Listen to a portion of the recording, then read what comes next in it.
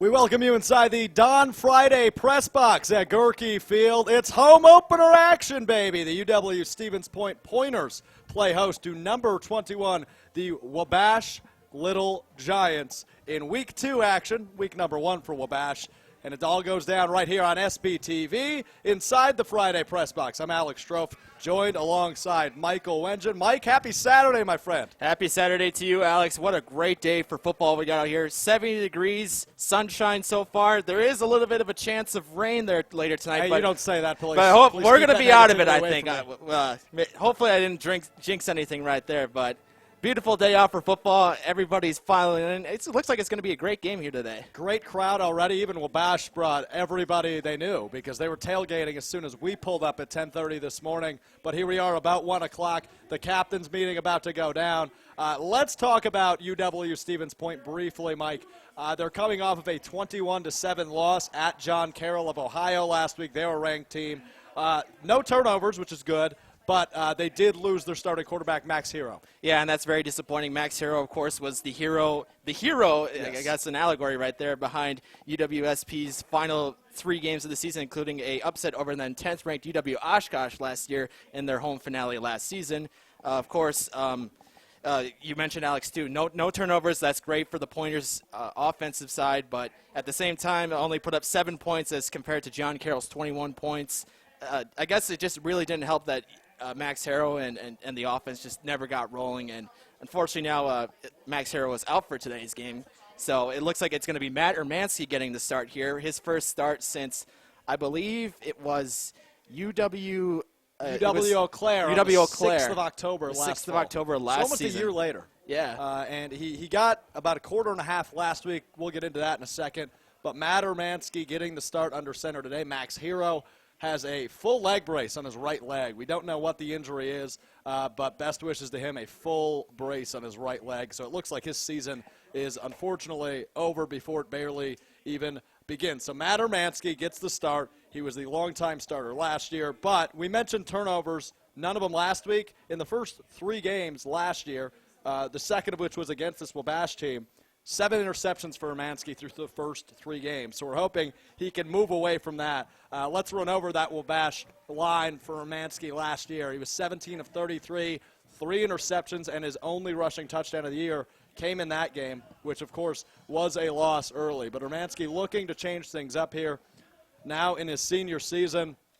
Ermansky, what do you look for from him today? Well, since you mentioned that he did play last year against Wabash, last year when they traveled to Indiana to play the Little Giants, he struggled quite a bit, 17 of 33, 3 interceptions. That wasn't definitely his best game. I think that kind of led to him moving towards a more supportive role for Max Harrow last year. Again, it mentioned too, UWSP carried 3 quarterbacks last year: Matt Ermansky, Max Harrow, Mitch Neubauer. Yes. So all three of those guys got experience last year. But I think the key for Ermansky today is to, don't go out there feeling so tense or anything like that. Go out there. You've had the experience before against this team, and even though each year teams change, you just got to go out there and play confident and lead this team. The backfield duo of Shamaje Williams, a junior, and Jahai Stegall, also a junior. They return for another year, and they're looking for the biggest one yet of their 3. Those 2 have been phenomenal since they've been freshmen, big parts of this Pointers offense. They get to go, the double go. They're both starting in the backfield today for the Pointers. What do you look for out of the Pointers rushing game before we flip sides? Oh, you mentioned this backfield with Shamaje Williams and Jahai Stegall. They remind me a lot of the Packers backfield with Aaron Jones and Jamal Williams, so to say. Jahai Stegall is more like Aaron Jones. He's more of like that guy that'll get you big yards down the field, and Shamaje Williams is that guy you use in goal line situations. So it helps to have 2 running backs who can help you out in different ways, whether it's getting yards down the field or getting yourself in the end zone for a touchdown. On the Wabash side, Jake Reed, the 5'11" quarterback now in his senior season, formerly with Mountain Union, who's ranked number 2 in the nation right now in Division III. He had 10 games played last year for 1,852 yards. He threw 18 touchdowns and 8 interceptions in 2018, his first year as a Little Giant. The Little Giants do return their top running back, Isaac Avant, 1,200 yards and 10 touchdowns last year. As the colors are being presented, we will take a timeout. This is Pointers football on SBTV. You can't go and work for a software company that's quite like this. With programming, you see this concept become a reality, and I think that's really rewarding. When people first come in, they immediately realize they are a part of a family. They really care that people are happy here. You're going to find that you're going to get up in the morning and you're going to look forward to coming to work. We've got a core of individuals that are going to reach a lot of new heights. We're growing fast and always hiring. Apply today at skyward.com/careers. Don't have a television? Don't worry. SBTV is available on demand at uwsp.edu/SBTV. Find your favorite shows on our website, plus links to all of our YouTube content. Stay up to date with SBTV news that includes information about campus and community happenings. And don't forget to like us on Facebook. We're SBTV-UWSP Television. SBTV. Let's make media together. UW-Stevens Point is home. It's a university where professors know your name and get you involved in research. They inspire us to realize big dreams. At UW-Stevens Point, sustainability is what we stand for. Our beautiful campus encourages exploration, developing new fields, and problem solving for the real world. It's a great place to launch your career. UW-Stevens Point is home. Apply today at uwsp.edu.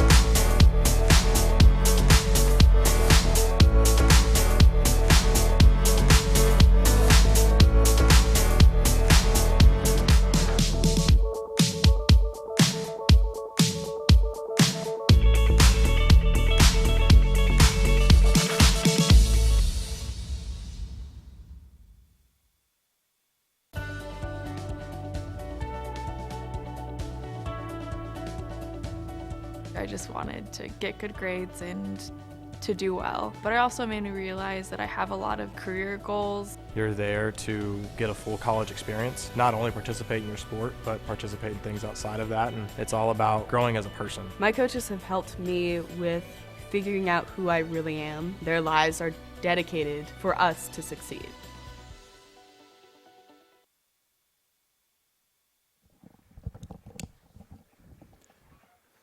As the flags are put down, we can officially recognize home opener. We're ready to go. About a minute left on the clock. We got to wait for the coin toss and all that good stuff. But it's UW-Stevens Point. It's Wabash College. It is college football, Division III week number 2. I'm Alex Strofe alongside Michael Wengen here at Gerke Field. The home opener for the Pointers. It's exciting. It's absolutely packed here. Yeah, and again, I mentioned this earlier too. The weather looks great, and a lot of people here for this matchup right here. I see Wabash got a good crowd of their own to travel from Indiana.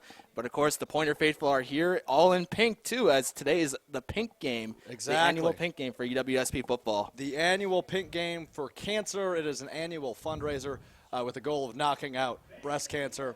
Of course, as you look to the sideline, you see Matt Urmansky getting some pregame hydration before he goes out there, tries to lead the Pointers offense. I imagine he's got to be nervous. This is an awkward situation to be thrown in. Formerly the starter, you get replaced, so you take more of the leadership role, and now you get tossed into here week 2 into the season. Yeah, and something like that, where you maybe lose a little bit of your starting job, starting playing time and all that, can maybe make you lose your confidence. But I think Urmansky knows the situation that he's in. He's a senior. That he's played before on this Pointers team, but at the same time, this is the first start of the year for him. I think he's ready to go. And Wabash last year, unfortunately, took care of the Pointers on the road. So this year it's a little bit different. It's here in our backyard, and UWSP looks ready to go. Cameron Krasinski, Felix King, Jalen Burks, and Carter Unger, I believe, Berkeley Corvino, your 4 rather. Captains for the Pointers as they do the coin flip. So back to, we got cut off before, back to the Wabash offense. I was mentioning Isaac Avant, who is their stellar running back, a senior, had a huge year last year in which Wabash won their conference, the NCAC. Isaac Avant, 1,200 yards, 1,247 to be exact, 10 touchdowns in 2018. That's in 10 games played. That's 124.7 yards per game, which is a pretty darn good average, if I do say so myself. Ike James, also another senior back. So it'll be a nice battle of the backfields. Each team does have a solid duo at running back. And then from the receiving core, a lot of losses for Wabash, but one big return. They lost 3 of their 4 top targets. Rashawn Jones is a senior. He is only one of those top 4 that are returning this year. Last year, he had 18 catches for 401 yards, which was 3rd for the Little Giants, but he also had 6 touchdowns to go along with that from Jake Reed. Yeah, and it's always unfortunate, too, when you do lose quite a bit of seniors that have played a role in the program, but both Avant and Ike James are senior backfield running backs, and, of course, Rashawn Jones, of course, himself is a senior, so the senior leadership on this team on the Wabash side is strong, but over here on the Pointer side as well, they got a few upperclassmen as well that have been a huge part of this program. And we keep bringing it up, but that is indeed a fact. Matt Urmanski, though, a senior, he's been with this team for several years. He will be starting under center. Now, each team going to trot out as we are ready for Week 2 action here in Division III. It's week number 1, technically, for Wabash. They didn't play last week. They are 0-0, a clean slate. They come into this game ranked number 21 in the nation in Division III. They come off of an 8-1 conference season, 9-1 overall last year. A conference championship season, and they will look to come out with flames a-flowing as they try to kick things off in hot fashion. The Pointers will return, working from our right to our left in the pinks and blacks. Wabash in all white, working from our left to our right. Let's get this game underway, folks. Let's do it indeed. Schuler Narig is on to kick it away for Wabash.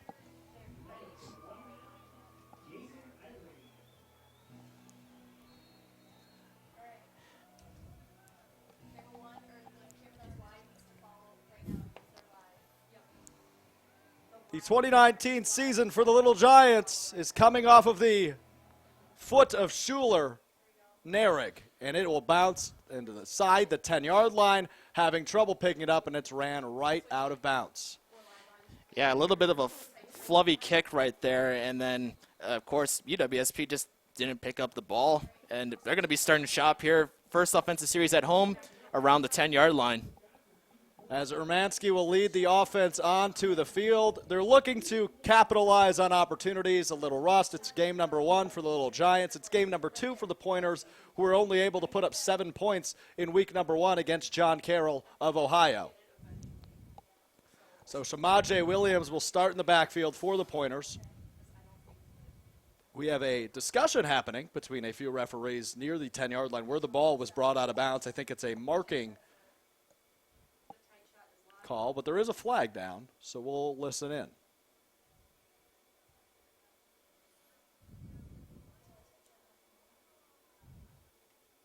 Unsportsmanlike conduct. Number 47 of the offense and number 28 of the defense. Those penalties are offset. The first unsportsmanlike conduct of the game for both players. First down, Stevens Point. Colin Hawkins of the Pointers is called for unsportsmanlike conduct, as well as Nick Fox for the Little Giants. Wow, so they'll offset at least. We haven't even started the snap yet, and already both teams have been called with a penalty in this game. Quite the start, quite the start. Year number 2 for Greg Breitbach will take its place underway here at home in motion, and Urmanski will start in the pistol. Williams behind him. He's got 2 left, 1 in motion right. Urmanski with the snap. He'll give it to Williams. Takes it right to the middle. Has a nice hole, and as he always does, falls forward up to about the 18-yard line. And this is what we talked about, too, before the pregame. Alex Samaje Williams is that power back. That guy then can bulldoze through the line and get you those yards. 401 of you rocking with us on YouTube. We appreciate you tuning in on this Saturday afternoon. Second down, 2 to go from the 19 now for the Pointers. 14.5 remains here in quarter number 1 as Urmanski is lone in the gun. 3 left, 2 right. Make that 1 in motion, so 2 to each side. Hermansky takes the snap, dropping back, looking right. He'll run with it up the middle. He's got time. He's got the first down and more, past the 30. And he slides in there for a first down. A nice gain on the ground for Matt Hermansky, the senior quarterback. Great read right there by Hermansky. Found the hole, and he got the first down pretty easily and slid also for a little bit of extra yardage. So a fresh set of downs now from the 32. Hermansky in gun. Now he's looking to the sideline. Make a couple adjustments. Williams is back with Hermansky, left side. 3 receivers right. Hermansky takes the snap. He'll give it to Williams, who runs right into a slew of Little Giants, but as he always does, falls forward for at least a gain of 1 or 2. Looks like he's up to about the 35 even. I don't think it'll be too long here, Alex, before we start the pointers going in the air. You always kind of want to make your opponent respect the run here at first, and then that opens up an opportunity to set up the passing game.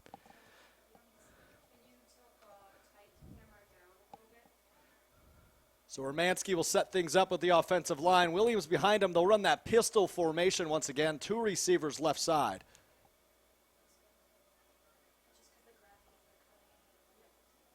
And Williams will take it again. Lit up at the 35. A nice hit. Number 59, Jared Bertram, who flew in there and stopped Williams right where he started. And that sets up now 3rd and 7 for the Pointers on their own 35. Williams got a big hit right there, and right now it sets up the first 3rd down situation right here for the Pointers. Remember when I mentioned that rust might set in for Wabash? Yeah, I think I'll take that back. Jared Bertram must have heard me down on the field. 3rd down, 7 to go from the 35 here. 12.5 remains in the first quarter. Hermansky in the shotgun. He'll take it. And he will give it to Williams. A nice reverse back. He's going to air it out. He's deep. Wide open. Nobody there. Caught. 20, 15, 10, 5. Touchdown, Pointers.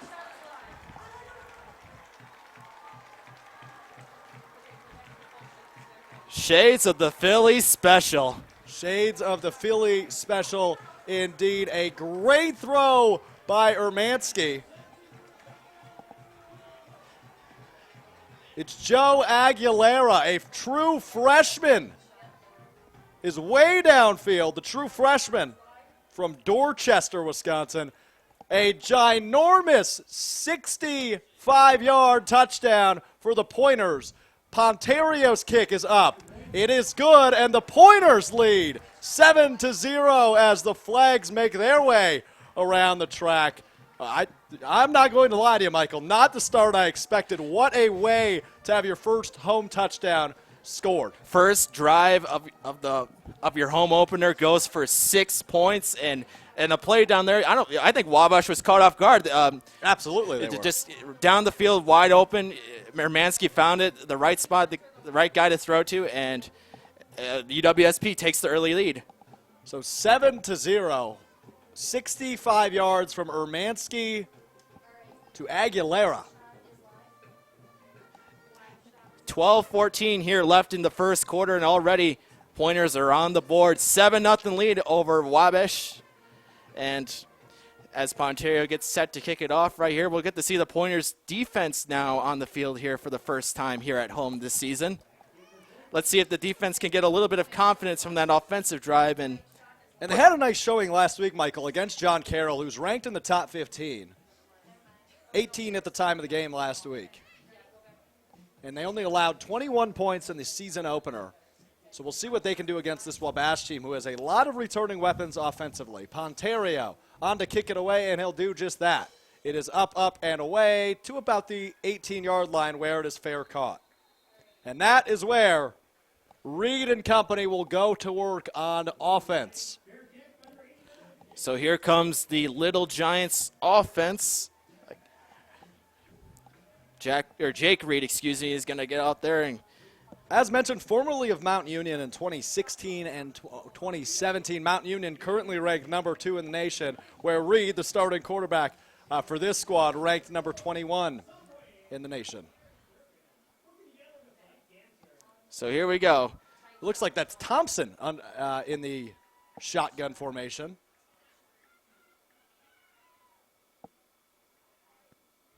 And it is. Thompson throws.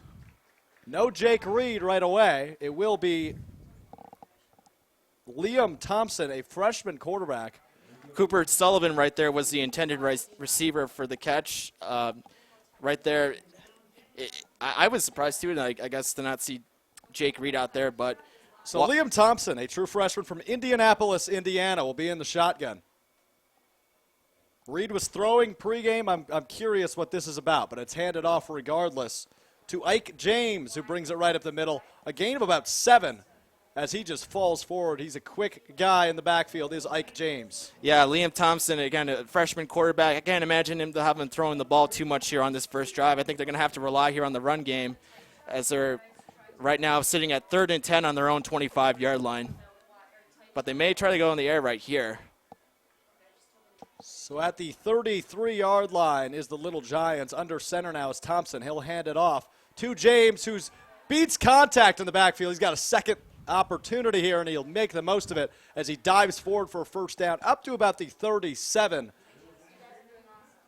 I guess the Little Giants didn't hear what I said because that was a good thing. They just gave the ball right to James. And, again, having that senior backfield that can really pick you up yards down the field and keeps the Little Giants offense here on the field. Look like it's going to be ground and pound, but Jake Reed is suited up. He's on the sideline, standing all the way at about the 29-yard line. I wonder if this is just to throw the pointers off guard or what. But Thompson, he'll drop back, throwing deep, and it is incomplete. Nice coverage there by Donovan Lucas. Was intended for Nick Hammond. Lucas, the junior out of Milwaukee, another familiar Pointers face here on defense. Made a nice play right there, knocked the ball away, and that's what we've seen from Lucas here the past couple seasons. Yes, sir. 2nd and 10 now. Again, the 37-yard line. I formation, one receiver to each side. Play action. Thompson dropping back. Looking right side. He'll make the throw. It is caught just about midfield by Anderson, Devin Anderson, the sophomore wide receiver, looking to make a bigger contribution. As mentioned, a lot of the top targets for Wabash last year. No longer here. The only one that's around still is Rashawn Jones, one of their top 4. So Hammond looks to make the jump as their slot guy here in the Little Giants offense. He gets up just short of the first down, but up to the 46. I formation, no receivers to each side. It's James in the backfield. He will get it. Cutting right. He's got the first down and more. Past the 50, spinning and staying on his feet before he's brought down at the opposite 47. Pointers have had no answers yet for Ike James and his carries with the ball. He's just been killing them right here on 3rd downs, and the Pointers defense has got to be ready for when James has the ball. James Fay makes the tackle in the backfield. So Stevens Point with 10 minutes remaining and counting here in the first quarter holds on to a 7-0 lead. Right at midfield is Thompson, the listed backup quarterback who started today for Wabash. It's a wide receiver reverse, a lot of space and time up past the 40-yard line before being dragged down by Krasinski. Ryan Zintara with the carry on that one. Nice little move on the outside. And each team has dove into their bag of trickery here in the first quarter, as the Philly special, if you will, is what the Pointers pulled off for a big 65-yard touchdown at the beginning of the quarter. Now a wide receiver reverse for a first down, or just short of one. 2nd and 1 is what it will be listed as. Thompson in the pistol will take it. Hands it off to James. James past the 35 before 3 different Pointers take him down. Finally took 3 guys on the Pointers, as you said, Alex, to bring Ike James down. It wouldn't be too long before they, hand the ball off to Isaac Avon if it gets on the field here. He is a baller, indeed is Ike James. So Liam Thompson from the gun. James next to him. Fake it, looking right. He's got a man up the sideline and pushed out of bounds at about the 25-yard line is Anderson again. Well, the Little Giants have just been working on the outside here when they're going in through the air with the ball. Just 10-yard passes, checkdowns on the outside. And it's working. They're progressing down the field now inside the 30-yard line, marked at the 28 here on 2nd and 4. 3 receivers left out of the gun. It's Thompson. He'll drop back looking to throw, and he does. He's got a man. It's Ike James, who's still on his feet falling forward and just short of the red zone. Looks like they'll be brought down at about the 21-yard line, but that's good for a first down. Yeah, if you saw right there, the Pointers put on a little bit of a blitz, put Thompson underneath a little bit more pressure, and at the same time, Ike James was right there, easy to dump it off to, and just picks up the first down, too, through the air. Getting the play call from head coach Dan Morrell is Thompson. And he'll go under center. 2 receivers right, a fullback and a running back behind him. Play action. He'll look, heavy pressure, throwing, end zone. Caught? No, it is not. Broken up at the last minute in the end zone there by Felix King in the coverage. Felix King, one of the captains for today's game, the junior out of Chicago. Nice play there in the end zone. Keeps the Little Giants off the board for at least the moment. Oh, man, that was a great throw by Thompson, who all of a sudden is starting in this game. What a day. Thompson out of the gun. 3 receivers right, 1 left, and James in the backfield with him. They'll audible. James will move to a tight end slot, and Thompson will be alone in the gun before a timeout is called by Wabash. It's 7-0, Pointers lead. 7 minutes, 45 seconds remain here in quarter number 1. You're watching Pointers football on SP TV.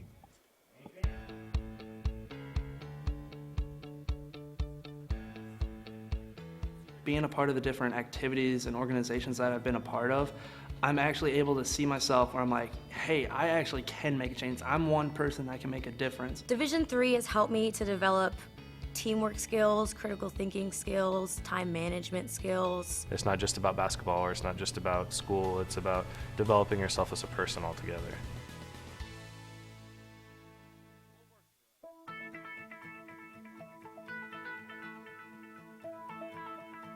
College has given me the flexibility to pursue my passions and my interests, and I've recreated my identity for myself aside from just being an athlete. My greatest personal discovery has been that I am capable of doing. 2nd and 10 as the timeout comes to an end. Just short of the red zone, but the Little Giants of Wabash College are knocking on the Pointers' door. But the Pointers hang on to a 7-0 lead here early in this one. Liam Thompson is the quarterback for Wabash today, and he will take it rolling right. Looking to throw. He's got heavy pressure, though, and he will be taken down just before the line of scrimmage. Yeah, nice hustle right there by that Pointers defense to get to Thompson and bring him down. And this puts Wabash a little bit in a kind of like a situation they weren't looking to have after the timeout. They didn't lose a drastic amount of yards by any means. It's still listed as about 3rd and 10, maybe 3rd and 11 from the 22, 23-yard line-ish. So they're staying out of the red zone, but they're looking to make something of it now. 5 receivers, 2 right, 3 left, as Thompson is solo in shotgun formation. Looking to do some damage on 3rd and 10. Can they? Thompson looking left. Heavy pressure. Stays on his feet. Rolling right. He's got a lot of space inside the 10. Cutting left. Reaching. Touchdown. Liam Thompson. The Little Giants are on the board. And imagine that. The Pointers had at least 2 sets of hands on him, and they didn't get enough around him. Thompson, who was able to just sneak his way through the rest of the backfield, and he's in for the score. The freshman quarterback just scores 6 for the Little Giants.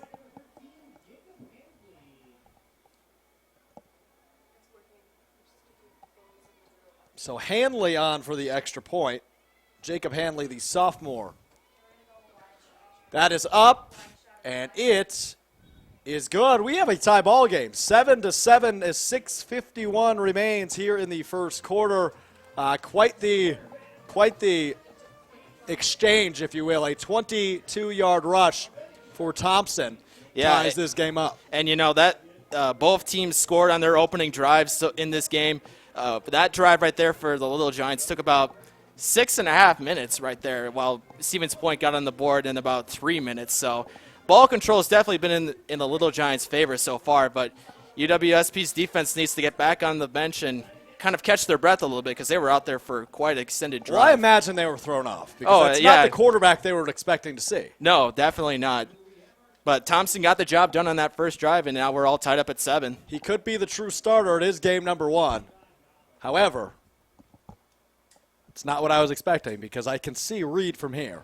That threw me off. That they went It threw both of us off up here. They go with a true freshman at quarterback over their senior who led them to a conference title last year.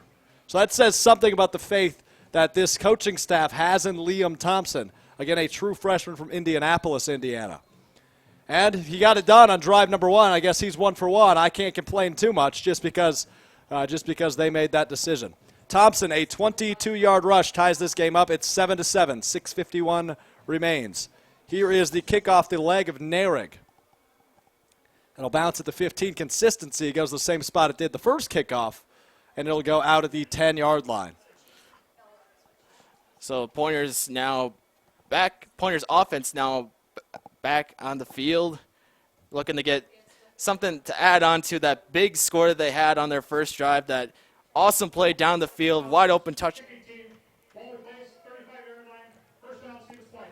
So it looks like the ball went out of bounds, and the ball will be set up at the 35-yard line. Better field position for this Pointers offense right here. Who want to capitalize on, the last time they were at the 35-yard line, they scored a 65-yard touchdown. So far, so consistent from an offensive standpoint. So polar opposites at quarterback, a true freshman for one team and a senior who was the starter, then the backup, now the starter again, and Matt Ermansky for these Pointers. Ermansky and company will go back to work now on first down from their own 35. Ermansky from the pistol gives it to Williams. Williams still on his feet, but finally goes down right at the line of scrimmage. No big loss there. Can imagine maybe there's a little bit of rust right there on Samaje Williams' part. He didn't really produce all that much in that game last week against John Carroll, looks like. So he might be coming off a little bit of a tough start to the season, but not much carried on that one. Looking to get back on track is Samaje Williams, and he stays in the game next to Ermansky in the gun. Motion up front. Ermansky takes the snap. He'll drop back looking to throw. He's got Williams left, a short little screen, but they're going to say he didn't catch it at the 30-yard line. It would have been a loss of 5. Never mind, they'll say he caught it, but down by contact. Yeah, so that'll move them back 6 yards. Yeah, that wasn't a great throw right there by Ermansky.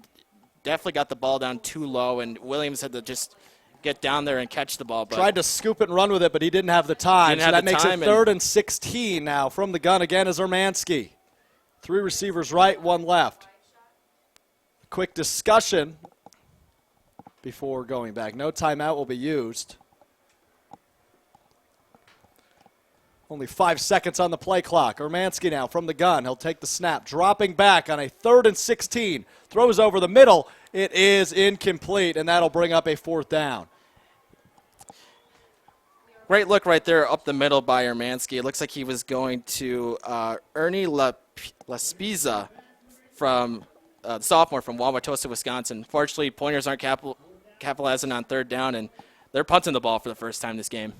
So Carter Unger will trot out there. Another true freshman. Some young guys stepping up today here in this one. Carter Unger, the new punter for this Pointer squad. He'll get it. High snap. He lets it rip inside the 40. Bouncing, and it'll go to the 35.5 on the other side. So Wabash will start now at their own 35-yard line after the Pointers go 3 and out on their second drive in the game so far. And Wabash coming off a very long extended drive of over about 6.5 minutes there, which resulted in a 22-yard touchdown run by freshman quarterback Liam Thompson, who, again, Alex, neither of us expected to get the start today for the Little Giants. So far, so good, though, as mentioned, both through the air and on the ground. Under center now is Thompson. He'll fake the handoff, looking to throw. Pressure, ball's loose! Out! Picked up by the Pointers!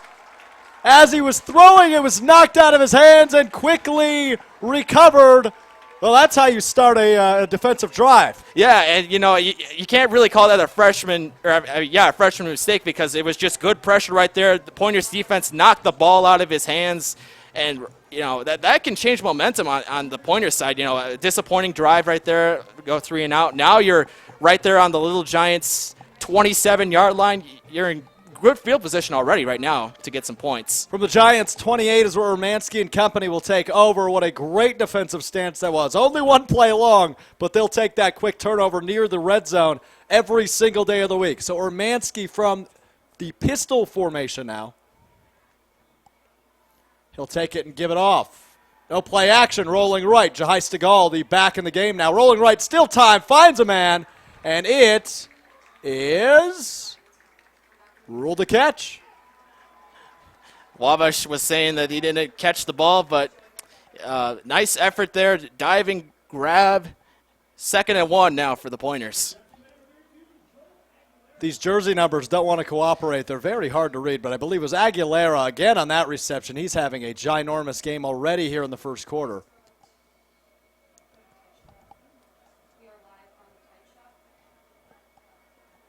Romanski now from pistol, gives it.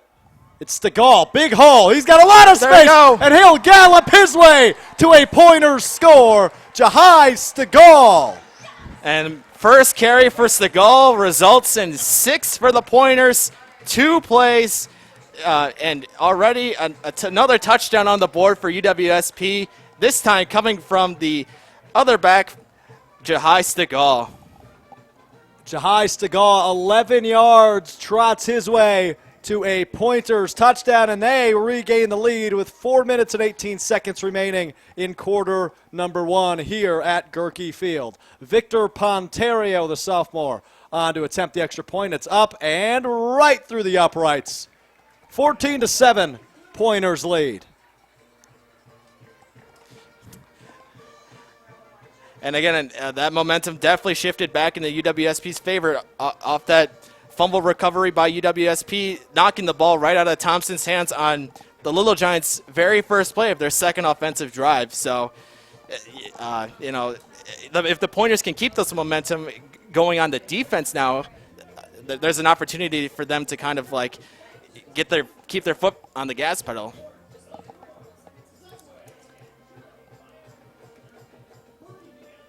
So the fumble, going back to that, was forced by junior Jacob Morgan.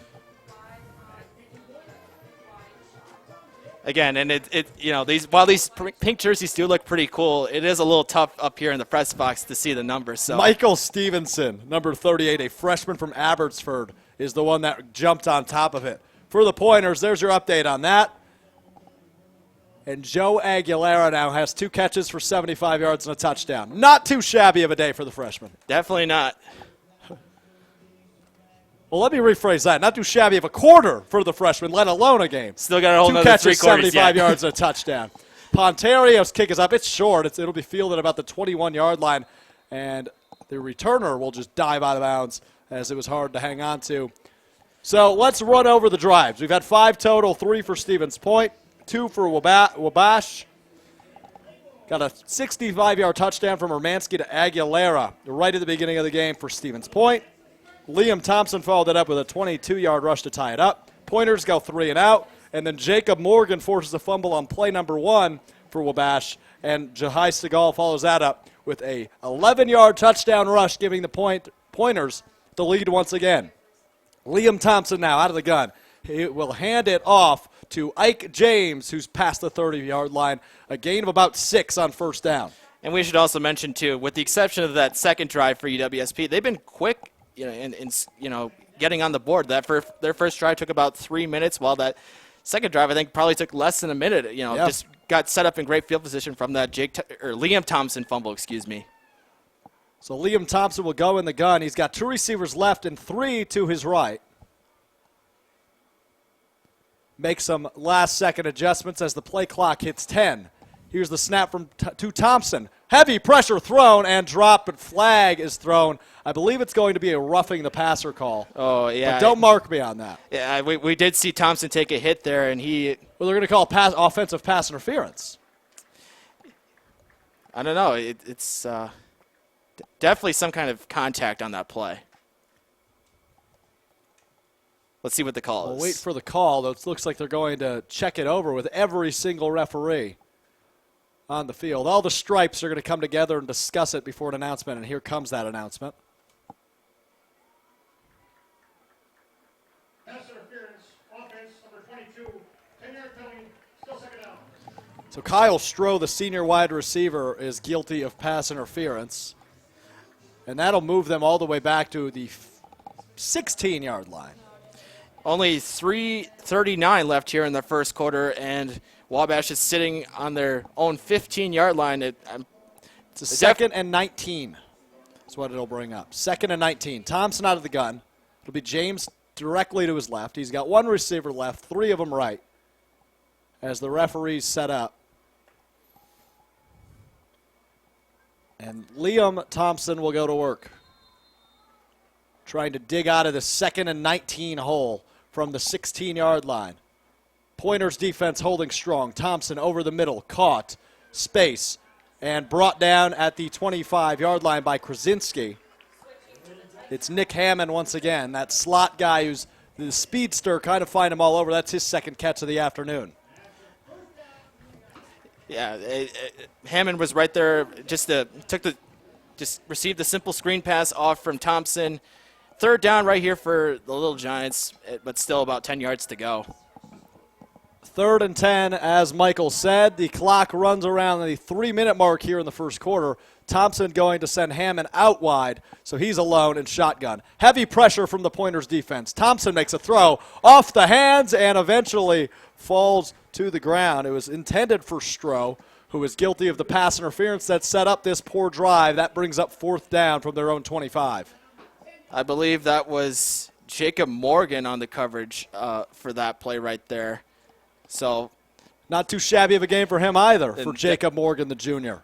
4th down now for the Little Giants, and they're going to be sending the ball downfield. Joey Ane, the sophomore punter, on for the Lil Giants. Said it like it's a rapper. Lil Giants.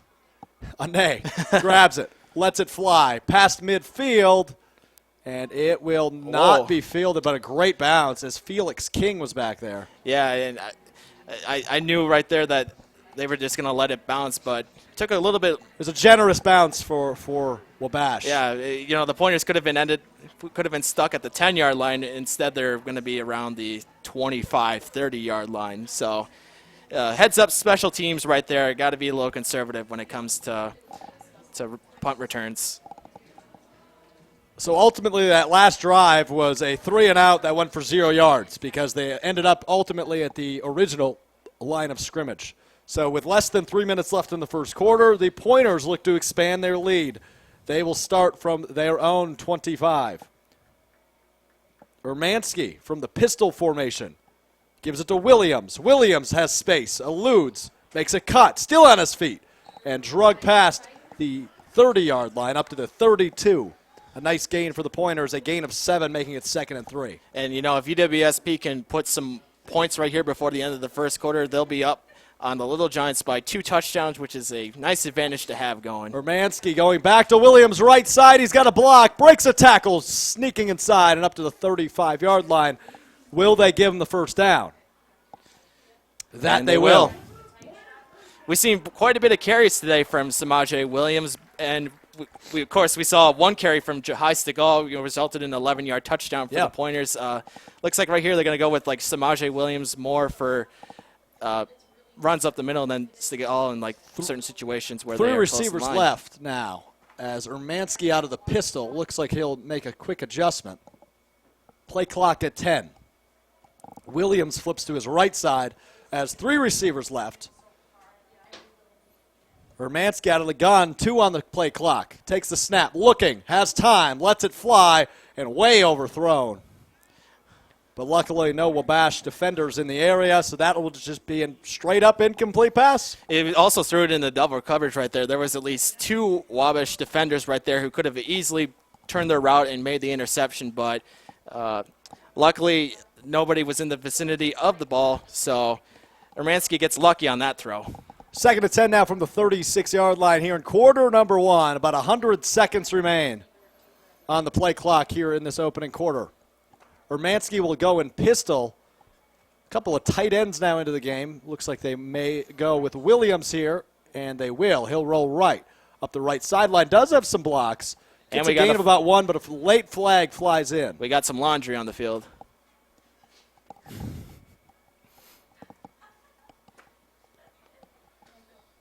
A quick conference. I know.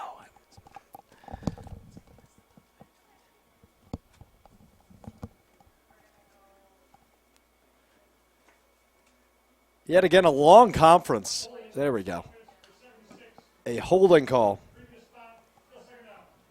That'll go against Ben Gossenheimer, the junior offensive lineman, making his second start of his career, second of the year, at right tackle here this afternoon. So he is guilty of a holding call. That will replay second down, but now it's 2nd and 20.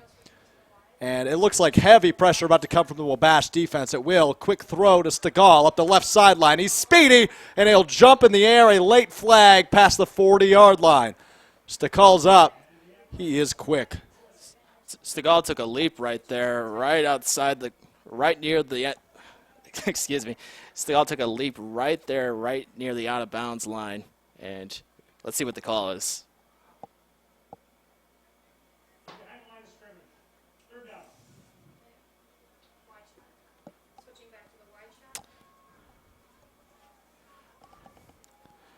So 1:23 left here in the first quarter. Pointers now on their 43-yard line. A gain of 17 for Stegall on that one as he flew off a quick screen. Urmanski, pistol formation. Williams back in the game at halfback. Jonte Webb is the wide receiver closer to your screen, toward the bottom of your screen.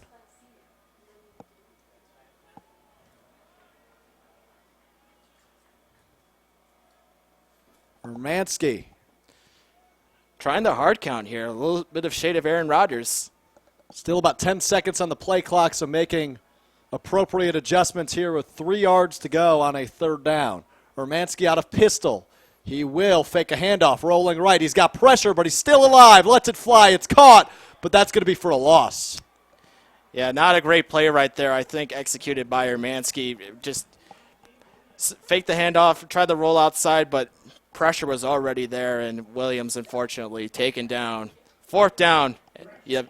It was James Thompson who caught that one, the starting fullback for the Pointers, but again, it was a loss of about 3. So punt they will. Carter Ungeron to punt this one away. He'll get the ball at about the 26-yard line. That's where he'll let it fly from. A good punt already inside the 30-yard line. And the Pointers are just going to let this thing die out at the 20-19, and that's where it'll be put down. And that'll most likely bring us to the end of the first quarter as well.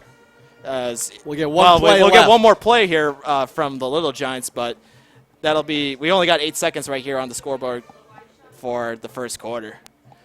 And what a first quarter it has been, Alex. What a first quarter it has been indeed for each side. Pointers lead 14-7 here with 8 seconds remaining in the first quarter. It started with an Urmanski 65-yard bomb to Aguilera, and Jahai Stegall later with an 11-yard rush are the 2 offensive scores for the Pointers here as they lead early in this one. For those of you just joining us, Liam Thompson is the starting quarterback today for Wabash. He is a true freshman. He'll take the ball shotgun, and he's going to run with it. He's got blocks. Not going down easy, and he finally goes down after he gets the first down. Felix King was in there with Cameron Krasinski, and that will do it in quarter number 1. It's been a fun one. Make sure you do not go anywhere. This is Pointers Football on SB TV.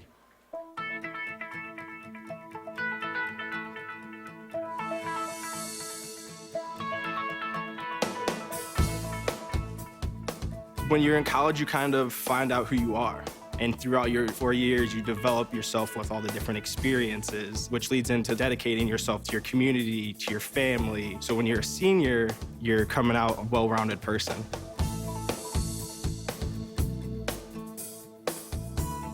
College has given me the flexibility to pursue my passions and my interests outside of the classroom and outside of the court or field. I've had the ability to get into different activities and organizations, and I've recreated my identity for myself aside from just being an athlete.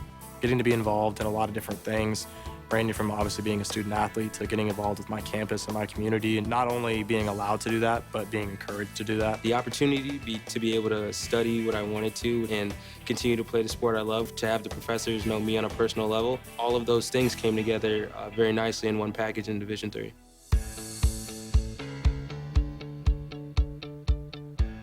Being a part of the different activities and organizations that I've been a part of, I'm actually able to see myself where I'm like, hey, I actually can. Pointers lead 14-7 as we head into quarter number 2. It's the home opener for the Pointers here in the 2019 season. Alex Strofe alongside Michael Wengen, my good friend. Hi, Big Mike. Doing good. It's doing good. It's great to be here already, here for the home opener for the Pointers this 2019 season. They're right now looking to stop the Little Giants here on their offensive drive. So 1st and 10 now for Liam Thompson. He's going to throw over the middle. It is incomplete through the hands of Anderson, who I believe that's the 3rd target that Anderson's gotten, and I don't think he's come up with a catch quite yet. So far, so good for UW Stevens Point on top of number 23 nationally ranked, the Wabash Little Giants, 14-7.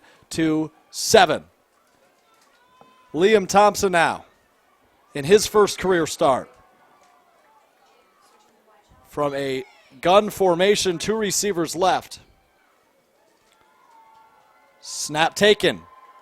Play action over the middle. Caught. Gain. First down. It's Cooper Sullivan there, the freshman wide receiver. Yeah, Sullivan right there kind of not beat the coverage, but rather was able to work around it. And again, I think the Pointers have struggled a little bit to contain these Wabash receivers, so who knows if they can kind of continue to stick with them.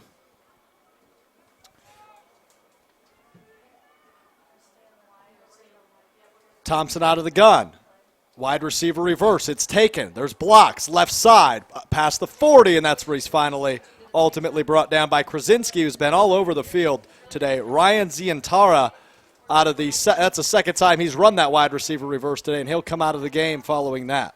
Yeah, Zientara, we haven't mentioned his name too much already today, but he does have a little bit of he does have 1 carry already for 9 yards in the first quarter, but already picks up some more yards on that carry. So Wabash now working from our right to our left. It looked like we had some early motion. We did. The flag will be thrown, but it's a free play. It'll likely come on the Pointers as Ike James tries to see what he can do yet again here today.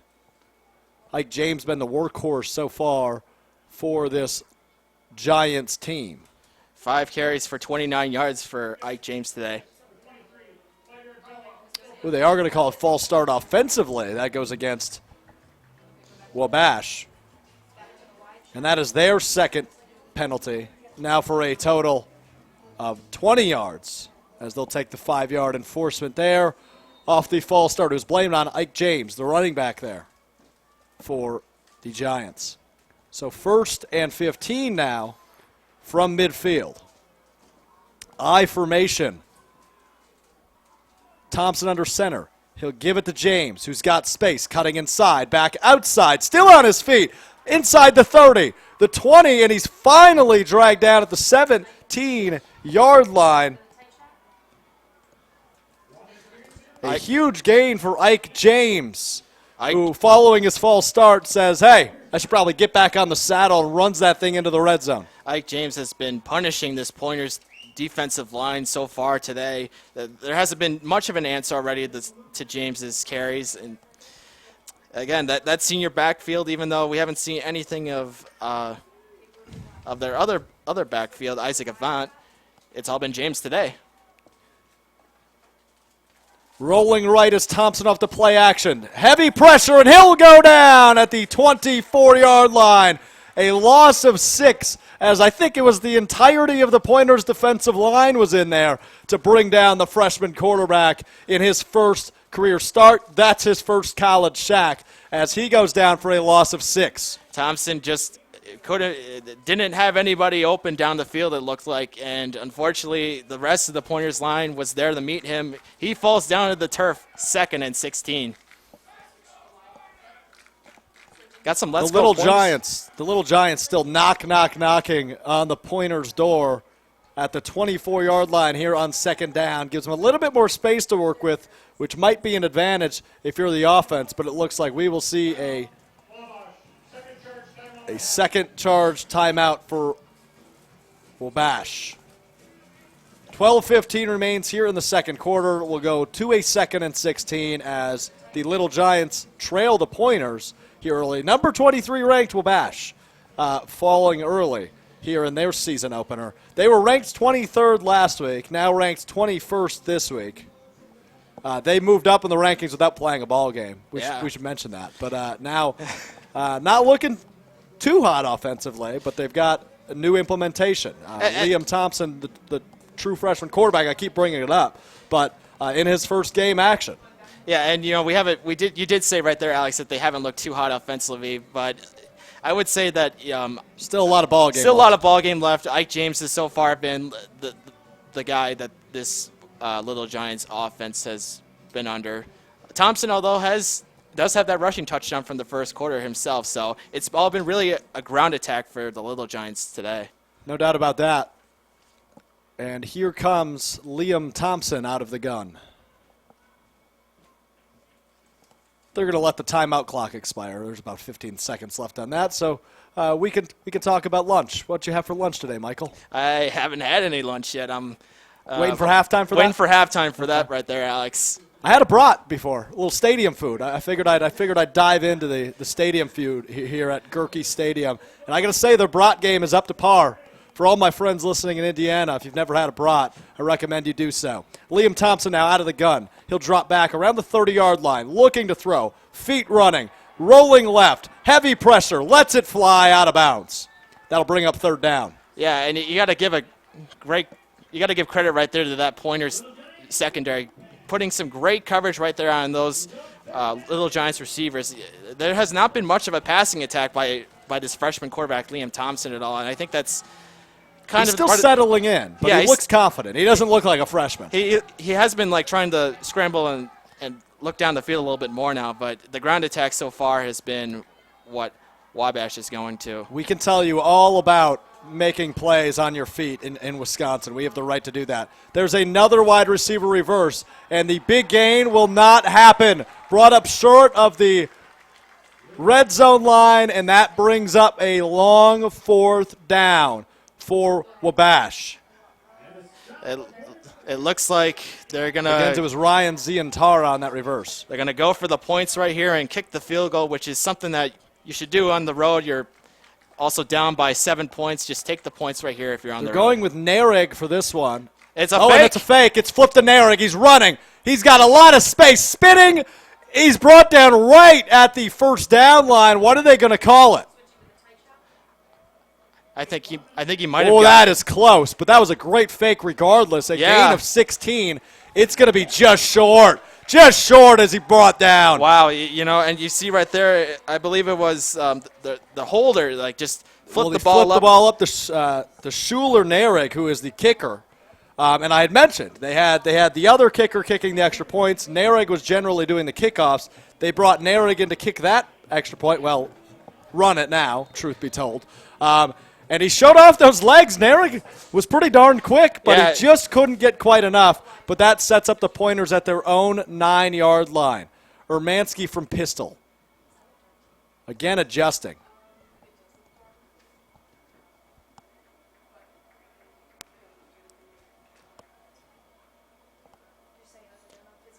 Takes the snap. It's a handoff just straight to Samaje Williams, and he is not going anywhere. Right up to the line of scrimmage is Williams. Maybe a gain of 1. Maybe. Probably not. Well, it's second and it's 10. second They'll mark and it at 10, the 9. so- They'll mark it right where he started. So it looks like it just got back to the line. They're of just scrimmage. trying to pound their way out of this poor field position as they're inside their own red zone. And that Urmanski from the gun. He's got 2 receivers to each side. Williams in the backfield with him. Stepping to the line, making adjustments. 15 on the play clock.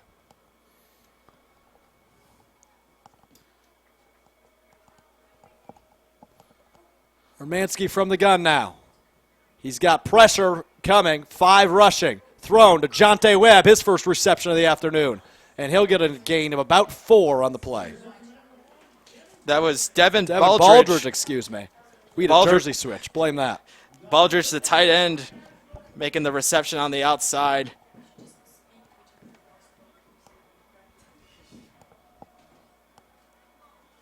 So 3rd and 5, ball on their own 14. 10 minutes remains here in this second quarter.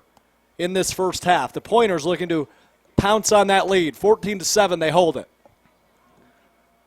Urmanski now from the pistol formation, a receiver to each side. Play action, rolling. He's got lots of time.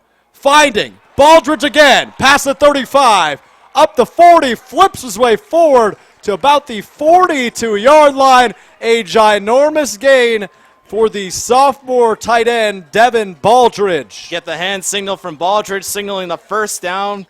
Great play right there by Baldridge, the tight end. And he's making his name heard here on this drive. Now from the 41 is Urmanski. Pistol formation. Again, they keep making these line of scrimmage adjustments. I feel like if I was an offensive lineman, I'd jump. They're keeping themselves under composure, though, it looks like. Look at the composure of the center, Rapala, who keeps his hand on the ball while those adjustments are made. Urmanski now. Pistol. Handoff. Taken. Up the middle. Space. Good gain. Almost up to midfield. I believe that was Jahai Stegall that time around. Again, yeah, Stegall has not gotten many carries today. Only has that 1 for 11-yard touchdown run there in the first quarter, but looks like they're going to split more time in the backfield between him and Samaje Williams. Urmanski takes the snap. He will hand it off again to Stegall, who's got lots of space, still on his feet inside the opposite 40, and brought down by a slew of little giants, but a ginormous gain is good for a Pointers first down. It's good to keep him guessing, and changing up a little bit about the run game. You got Williams in there for quite a bit. Now you got Stegall in there. So far, so good for the Pointers offense on this drive, their first drive of the second quarter. Urmanski again from the pistol, and again hands it off to Stegall. They're riding him till the wheels fall off as he gets another gain of about 4 yards. And he's been falling forward. A very solid afternoon for Stegall, but he will come off as Samaje Williams is running back on. Yeah, and more changes now for the Pointers as you see Jonte Webb now trot out there onto the field for the Pointers. Their biggest target last week was Jonte Webb. He had that solo Pointers touchdown last week. And he will line up right side. Urmanski solo in the gun. And again, these adjustments are being made, but watch Rapala. He does not move. The center for the Pointers, the veteran center. Pointers in their all-pink uniforms today. It's the annual pink game here on the home opener. Urmanski thrown. Almost caught one-handed, but could not quite bring it in. Was number 89, Ernie Laspiza. Yeah, almost a one-handed grab right there by Laspiza. It would have been a really cool catch, but too much on that throw by Urmanski. A little too much mustard from the senior QB. But he will look to lead his team to a fresh set of downs here on 3rd and 7. Ball's on the Wabash 35. Again from the pistol. The pistol formation has been the heavy usage formation today. Play action, dropping back, pressure, throwing deep. Does he have a man? It's caught. Jonte Webb. Touchdown, Pointers. And that is what we saw last week from Jonte Webb. Great play right there. Beat his man. And now he gets another touchdown for the second week in a row. Jonte Webb, the senior wideout, has been a huge, huge part of this offense the last couple of years. And Urmanski's familiarity shows off right there as those two hook up for a big score. Pontario now that put on the extra point. It's up and it's good. 21-7 Pointers lead here in the second quarter. 7.5 minutes left. And quite the afternoon offensively. You see Max Hero on the sideline, a full right leg brace. No crutches, but a full brace on his right leg. He goes down in week number 1. His season's already come to an end, unfortunately, but he's cheered on his teammates.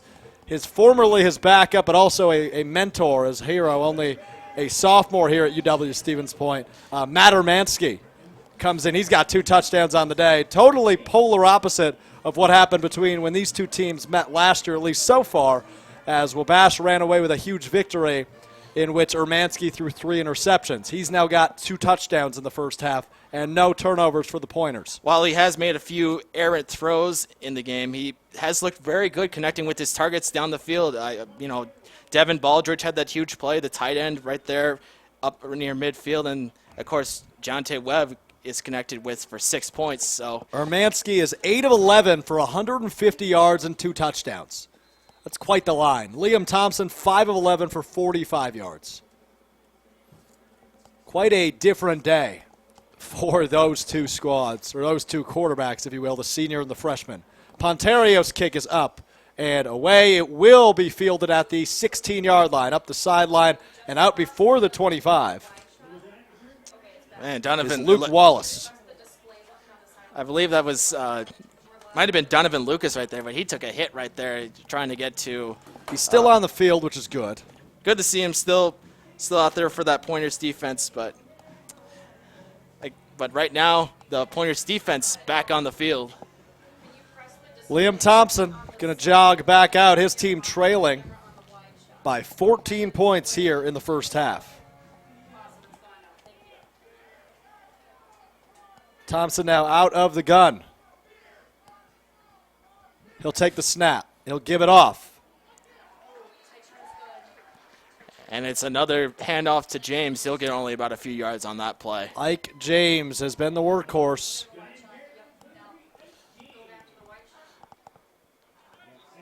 So Wabash down by 2 scores here with just about 7 minutes left in the second quarter. They're on their own 23-yard line. James now 7 carries for 56 yards for Wabash. As Thompson drops back, looks over the middle. He's got a man, a gain. Just short of the first down, but a gain will do. Hammond again on that reception right there. Another play on the outside, a 10-yard check. And as we've mentioned all game, Mike, Hammond has become that slot guy, that elusive target who can get open in short spurts, and they've used that to their advantage so far in this first half. So Liam Thompson in his first career collegiate game. Out of the gun now. Ike James is powerful back who's got 56 on the ground next to him. That's where he'll go. James through the middle, and he'll fall forward here on 3rd down. Will he get it? Yes, he will. Up to about the 33-yard line is Ike James for another first down for Wabash. Thompson's been a little shaky right here in the second quarter. Although in the first quarter he did have that fumble where he got strip sacked, but right here so far in the second quarter there hasn't been much of a Wabash offensive Yeah, the attack. last 3 drives since that Thompson score, a fumble, a 3 and out, and a turnover on downs thanks to a failed fake. And that is complete over the middle to Cooper Sullivan once again. Liam Thompson hooking up with a fellow freshman. That was a for great a read big right first there down by Thompson. Sullivan right there made a nice move, nice cut inside towards the middle, and flip the field now. We'll pick it now. up from the 48-yard line where Wabash gets a fresh set of downs. Out of the gun once again, Liam Thompson. 2 receivers left, 1 right. He will hand it off to Ike James, who's still on his feet past the 45 and up to the 44-yard line. Wabash looking to get on the board or late here in the first half. Make this a 21-14 game, and they will get the ball at half as well. And the Little Giants are wasting no time in trying to get down the field and score in any kind of hurry. They'll try to take this down all the way to the end of the second quarter, and taken in the halftime. 2nd and 6. We're at the 5-minute mark here of the second quarter. Thompson out of the gun. 3 receivers right, 2 left. He's going to just run with it, and he's snagged up right away. Interesting play call there because maybe a gain of 1 for Thompson, tops. And that brings up a tough third down now. It is a gain of 1, 3rd and 5. I think Thompson right there tried to do a quarterback draw play, just faked the ball and then just took off with it himself. So fortunately, he wasn't going to get much on that, as the Pointers defense has been prepared for Thompson, but not so much as Ike James. James back in the game now as a running back. Thompson in the gun once again. 3rd and 5. Looking to convert. Heavy pressure. Down on a knee, and it is incomplete. Will they rule the sack? No, they're going to rule it an incomplete pass. Although it might have been thrown from his knee, but oh well. We'll let it looked like he was just about to take the sack, and then just got the ball off. It looks like right before his knee hit the ground. So they're going to keep the offense on the field. I think whether they're looking for a fake or whether they're just going to go for it, being down 14 here late in the first half, they might say we might as well go for it. They are like 4th and 5 from the 43. You got 3 receivers up top. Rolling right is Thompson. He's got space but heavy pressure. Thrown to James. It's caught. Brought down short of the first down. Boom. Pointers defense holds once again. O.J. James. That's a familiar name we haven't mentioned today at all. There you go. O.J. James last year, who I believe made the game-winning interception, or at least made the tip for the game-winning interception last year against UW-Oshkosh. Excuse me, I believe that's Jawan Downing, actually. These jerseys are so fun and cooperative. Jawan Downing, the sophomore, comes up with the big tackle there, excuse me. These jerseys have been kind of tough to decipher. They've been really fun, haven't they? But they are really cool. We're having a blast. It's cool for a great jerseys. cause, It is especially. well. They're just hard to read from the press box. Exactly. One thing to keep in mind for next year. From the pistol now, Hermansky. 2 in motion to the right. It is Stegall in the backfield with him. And that's where it'll go. Right side. Space. Blocks. Time. Up toward midfield is Jahai Stegall. Another big carry for the junior. And, now we just reached past the 4-minute mark here in the second quarter. Pointers offense will continue to have the run attack, continue to eat up time off the ball clock as it looks like Samaje Williams takes the handoff, and he's going to bounce off some guys, but ultimately swallowed up by at least 3-4 different Wabash defenders. Did he get up to midfield, which is where that first down mark is? He did. They're going to rule it as a yes. So it will go for another Pointers first down. This offense has been really stellar, especially since about mid-first quarter mark. Well, even the entire game has been really impressive. But since that 3 and out in the first quarter, this offense has been moving the ball like it's nothing. So another first down right here for UWSP as the play clock reaches 10 seconds. Hermansky again out of the pistol. Receiver to each side, a tight end to each side, and Stegall behind him. Here's the snap. The senior quarterback gives it off. He will keep it, excuse me. Play action, rolling right. Finds a target, and it's caught for a big gain. It looks like that was Tyler Dorn. Either Tyler Dorn or Nathan Schmidt. We have 287s that are listed as tight ends. That doesn't help us too much. We'll go with seniority. We'll go with the sophomore. Nathan Schmidt comes up with the catch. Nathan Schmidt right there with the reception. Both tight ends, both wearing number 87. Nice play right there on the outside. They don't like to tell us inactives. Hermansky now from the pistol after the big gain to Schmidt. 3 receivers left. It'll go to Stegall, who's got a hole up the middle, still on his feet, rushing inside the 20. And finally, a shoelace tackle brings him down, but not until he gets another Pointers first down. I'm liking the production over here today by Stegall. We talked about it pregame. Both of these junior backs for the Pointers are going to be good and big, big. And that will just show right there Stegall is inside the 10-yard line.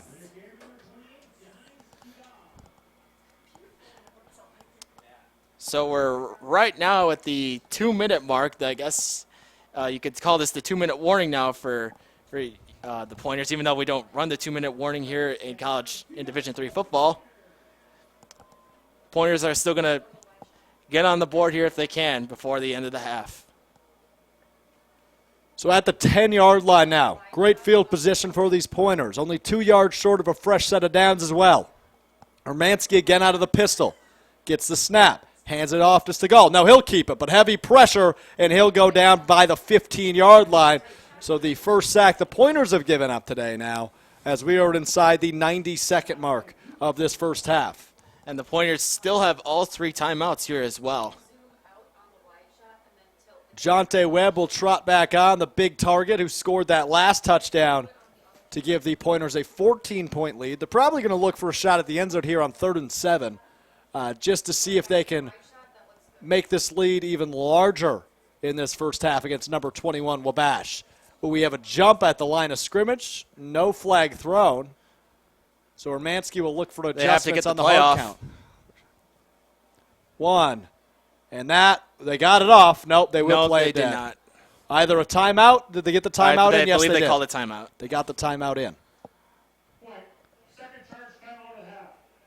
48 seconds remain in this first half. They'll take a timeout. So will we. This is UWSP football on SBTV. The Media Studies is a program for people who love to tell stories, whether that be in written form, visual, or audio. Media Studies is exciting because it's always fresh, it's always new. Media is at the center of everything we do. More and more people are asked to engage with media and use media. Our program really provides students with skills and techniques to be better prepared for that in the future. We offer courses in media production, both video and audio, nonfiction and fiction, music production, journalism, film studies. Media Studies is a great way to get hands-on experience in the field that you're looking to do. They teach you the basic concept behind everything, and then they tell you.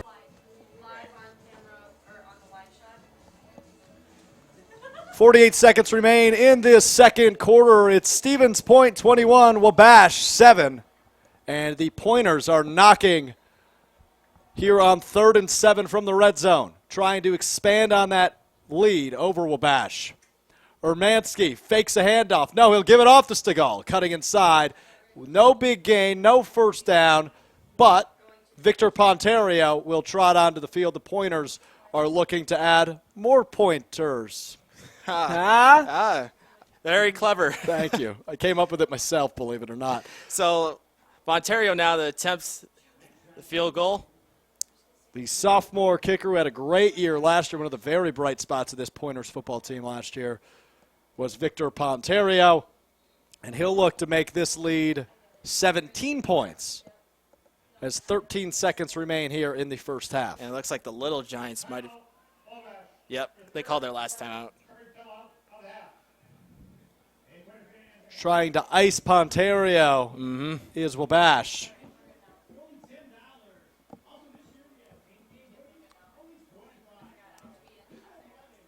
So UWSP, pending this field goal right here, will go into halftime with a 24-7 lead. Of course, I shouldn't get too ahead of myself because there is still a little bit of time yet before the half officially ends. Unless, I guess anything's possible, Mike. Right. We have seen some crazier things. And UWSP today has looked so good so far on offense. Not what I expected. Not what I expected. They are coming off really, really strong. Got to give huge credit to Greg Breitbach and his coaching staff for the preparation they did this week. It's still early, but so far so good as Victor Ponterio is on to attempt the quick math here, 28-yarder. Hermansky will hold. To Hermansky, it's down. Ponterio's kick is up, and it is off the upright. Doinked it. So it will remain 21-7. 8 seconds now on the clock. And Wabash, I assume, will probably kneel it and bring this into the half because they are about 85 yards away from the opposite end zone. I think I broke the broadcaster's rule of jinxing the game and all that stuff because you would have said they would have gone in 24/7. Like it was a fact, Big Mike. Yeah. So it looks like the Little Giants will just take a knee right here as they will receive the second half kickoff, but they'll be down by 2 scores.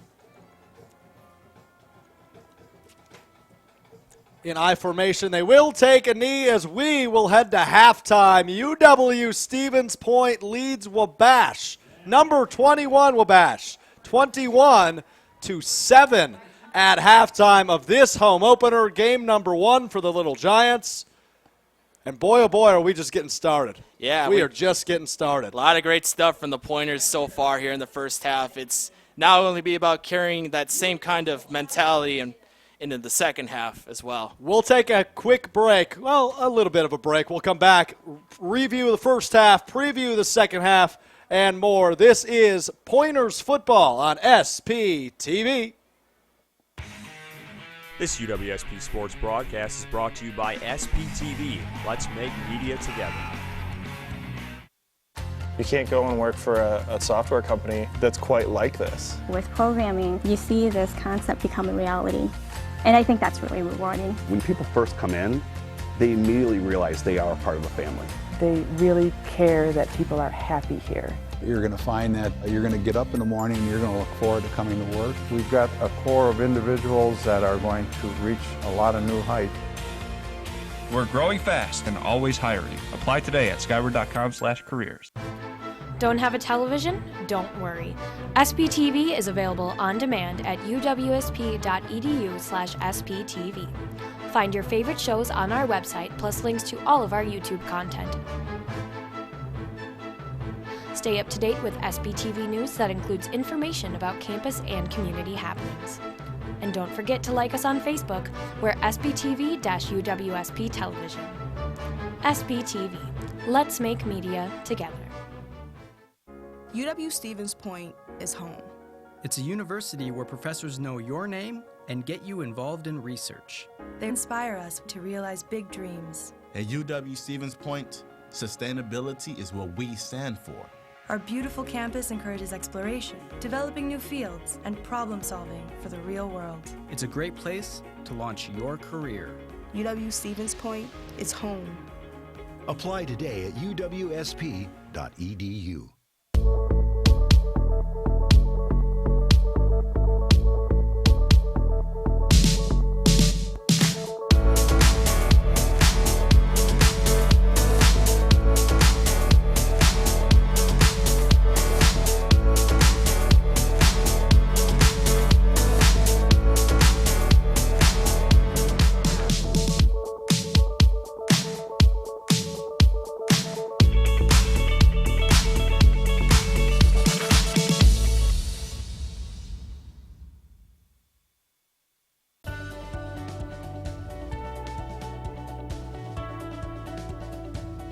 I just wanted to get good grades and to do well. But it also made me realize that I have a lot of career goals. You're there to get a full college experience, not only participate in your sport, but participate in things outside of that. And it's all about growing as a person. My coaches have helped me with figuring out who I really am. Their lives are dedicated for us to succeed.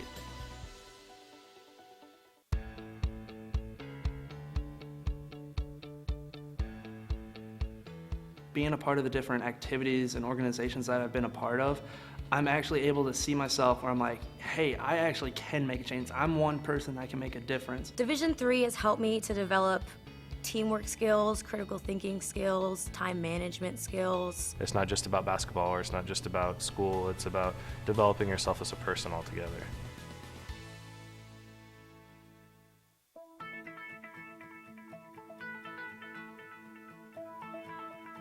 College has given me the flexibility to pursue my passions and my interests, and I've recreated my identity for myself aside from just being an athlete. My greatest personal discovery has been that I am capable of doing things that I didn't know I was capable of doing. To be able to study what I wanted to and continue to play the sport I love, all of those things came together very nicely in one package in Division III.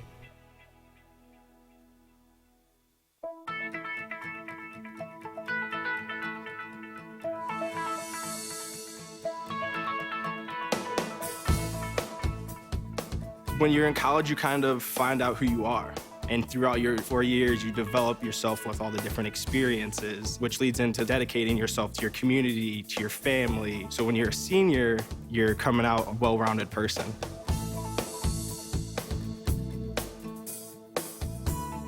College has given me the flexibility to pursue my passions and my interests outside of the classroom and outside of the court or field. I've had the ability to get into different activities and organizations, and I've recreated my identity for myself aside from just being an athlete. Getting to be involved in a lot of different things ranging from obviously being a student athlete to getting involved with my campus and my community, and not only being allowed to do that, but being encouraged to do that. The opportunity to be able to study what I wanted to and continue to play the sport I love, to have the professors know me on a personal level, all of those things came together very nicely in one package in Division III.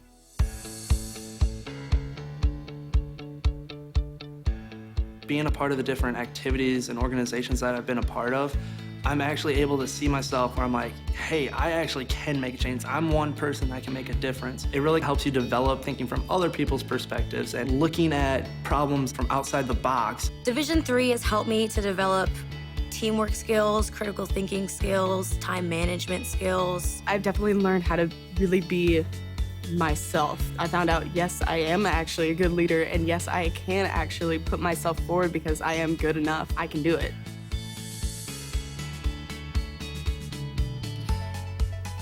Coming in to college, I just wanted to get good grades and to do well. But it also made me realize that I have a lot of different career goals, and I've learned so much about myself that I was always like growing and changing. When I got to college, it forced me to step up and become more of a leader, and I think that was something I had the capability of doing, and forever grateful that being at a Division III school gave me that opportunity. You have to dedicate your time in the classroom, you have to dedicate your time in the gym, on the field, on the court. Our coaches and the entirety of the athletic department, they valued the student athlete going out to community and trying something new and getting involved in campus life. You can get involved in so many different things.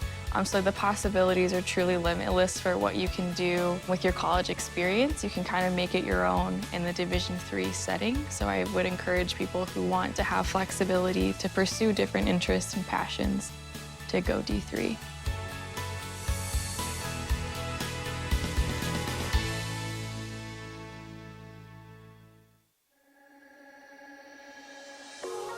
The Media Studies is a program for people who love to tell stories, whether that be in written form, visual, or audio. Media Studies is exciting because it's always fresh, it's always new. Media is at the center of everything we do.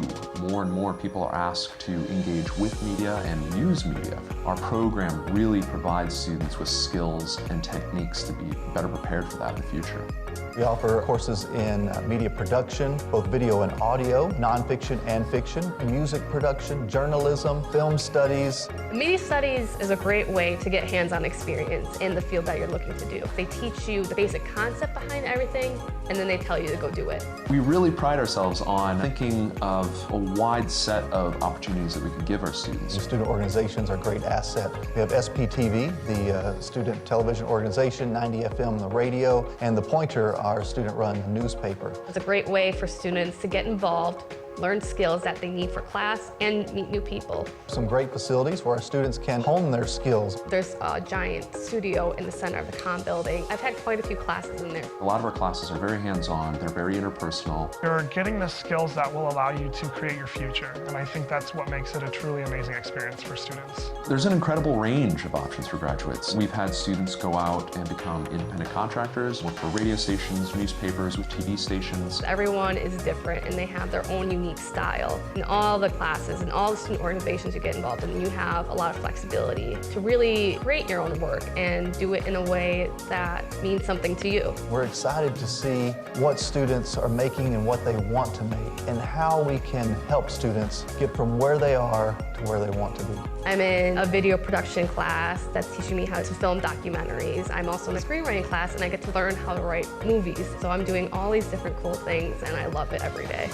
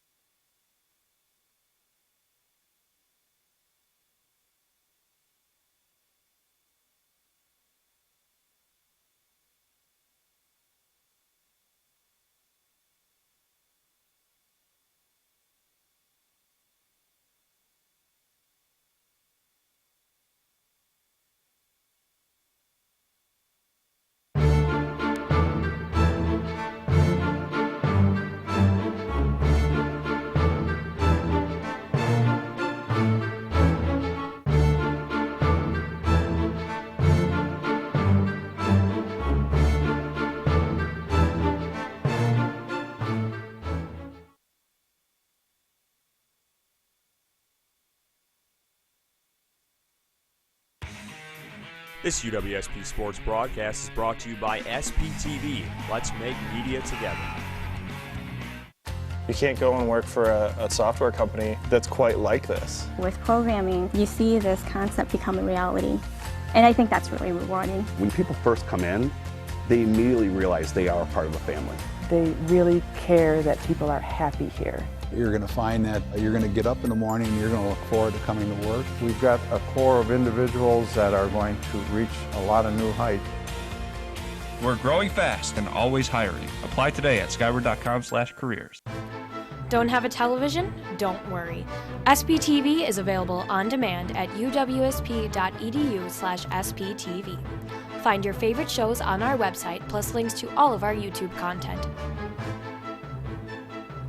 Stay up to date with SPTV news that includes information about campus and community happenings.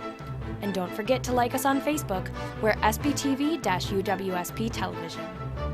SPTV. Let's make media together. UW-Stevens Point is home. It's a university where professors know your name and get you involved in research. They inspire us to realize big dreams. At UW-Stevens Point, sustainability is what we stand for. Our beautiful campus encourages exploration, developing new fields, and problem solving for the real world. It's a great place to launch your career. UW-Stevens Point is home.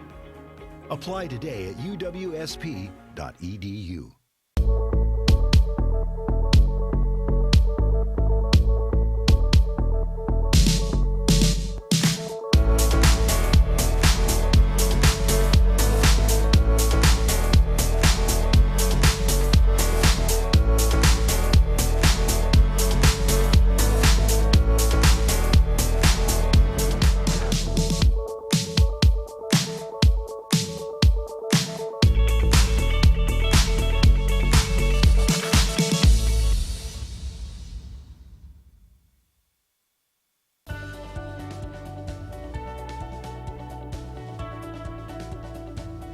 I just wanted to get good grades and to do well. But it also made me realize that I have a lot of career goals. You're there to get a full college experience, not only participate in your sport, but participate in things outside of that. And it's all about growing as a person. My coaches have helped me with figuring out who I really am. Their lives are dedicated for us to succeed.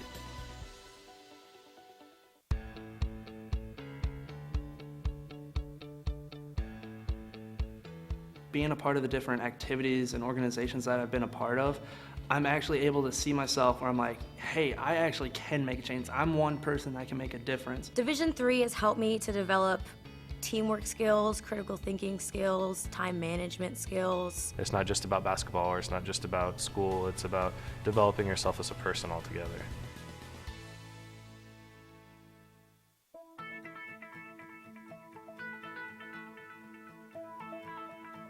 College has given me the flexibility to pursue my passions and my interests, and I've recreated my identity for myself aside from just being an athlete. My greatest personal discovery has been that I am capable of doing things that I didn't know I was capable of doing. To be able to study what I wanted to and continue to play the sport I love, all of those things came together very nicely in one package in Division III.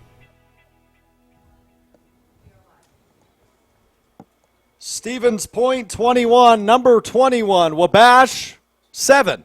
The Pointers lead here after one complete half at Gerke Park in Stevens Point, Wisconsin.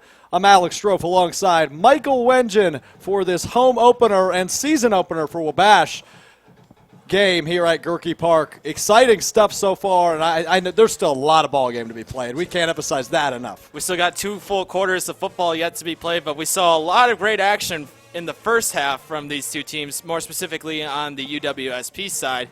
UWSP leading 21-7 here here at halftime. If you look at the comparisons between these two teams, it's been very, very different. On the UWSP, it's been close outside of one. It's been close outside of one. Pass yards, it's a 100-yard favor, just about 97-yard favor to the Pointers. But rush yards, Wabash leads. 1 turnover for Wabash. Otherwise, it seems like statistically 11 first downs for each team. It's been close, but the scoreboard reflects otherwise. I think it's been part of it too. The defensive stops that the UWSP defense has made, while Wabash on their offensive series in the second half struggled quite a bit. They had a punt, they had a 3-and-out, they had also a turnover on downs as well, trying to convert a fake field goal as well. It didn't work out for them there in the second quarter, but in terms of their offensive production, their running game, specifically behind the legs of Ike James, they've been pretty close in Stevens Point's backfield as well with Jahai Segal and Samaje Williams. Yes, indeed. Let's run through what happened in the first half before we preview the keys to the second half. It started off with a Matt Ermansky 65-yard toss to give the Pointers a 7-0 lead less than 3 minutes into that one. The first-time starter, Thompson, on the other side. Liam Thompson, the quarterback for Wabash, 22-yard run on the ground in their opening drive, tying it up 7-7. The Pointers followed that up with a 3-and-out. Then it went to a Wabash fumble on the first play, recovered by Stevens Point. And they capitalized on great field position as Jahai Segal ran an 11-yard touchdown on only the second play from scrimmage of that drive to give the Pointers a 14-7 lead. That was followed up by another Little Giants 3-and-out, a punt for the Pointers ending the first quarter. And then in the second quarter, it was back and forth and back and forth. It started with a turnover on downs. It was a fake field goal flip to the kicker, Narig. He ran it for 14, but he needed 16, so that was a turnover on downs. That went to the Pointers, who had a 35-yard connection from Matt Ermansky to fellow senior Jonte Webb, giving the Pointers a 21-7 lead. Then it was a 3-and-out for Wabash, a missed field goal for the Pointers, and a kneel to end the quarter, giving us the 21-7 score as our scoreboard, which you can't see at home, but us here at Gerke, the scoreboard's just not on right now, so that's wonderful. Anyway, the Pointers trotting their way back out onto the field after that. So again, 21-7, the Pointers with a 97-yard advantage in the passing game. Wabash with a 16-yard advantage rush-wise, and 1 turnover to none for Stevens Point. So, Mike, when we look at this big lead, not terribly large, but still a big enough lead. It's a two-possession game, 14 points for the underdogs in this one, the home team, the Pointers. What is the keys here as we head into half number 2? I know sometimes when you get the lead like that they have right now, while it's only 2 scores, usually you kind of tend to take your foot off the gas pedal a little bit, kind of relax a little bit with the lead. But, again, Wabash is ranked number 21 in the nation, I believe. Against a ranked team, you're going to kind of expect them to play like a ranked team. And Stevens Point has kind of played like a ranked team right now, but the second half is going to be all about making adjustments, keeping that same kind of defensive attack that they've had on the Little Giants so far. And, of course, getting to Liam Thompson, the freshman quarterback who got the start today for the Little Giants, while we were expecting senior Jake Reed to be under center for Wabash. Score updates from elsewhere in the WIAC as UW Oshkosh lost to Salisbury in Maryland earlier today. 24-19 was the final in that one. Number 3, UW Whitewater taking on a road matchup against Concordia Moorhead in Minnesota. Whitewater won that one 20-10, the third-ranked team in the nation. UW Eau Claire, an in-state matchup at St. Norbert College of De Pere. They currently trail in the third quarter 21-7 as the Knights are on top of the Blue Golds. Illinois Wesleyan visiting La Crosse, and La Crosse ranked number 19 in Division III. Number 23 in Division III is on top 17-7. Gustavus Adolphus is at UW Stout today. Stout trailing 28-17 in the third quarter.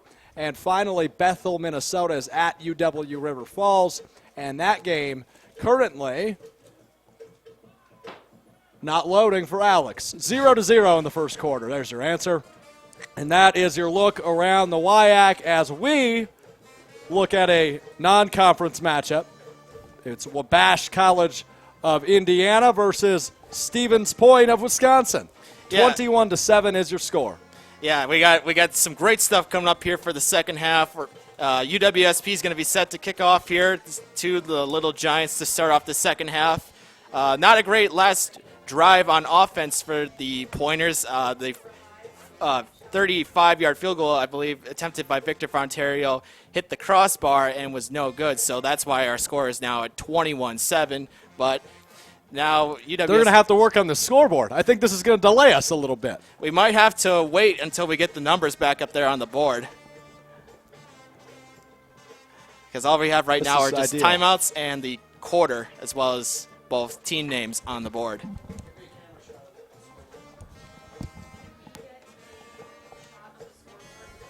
We're going to get our camera people on there up top, our wonderful cameramen and women.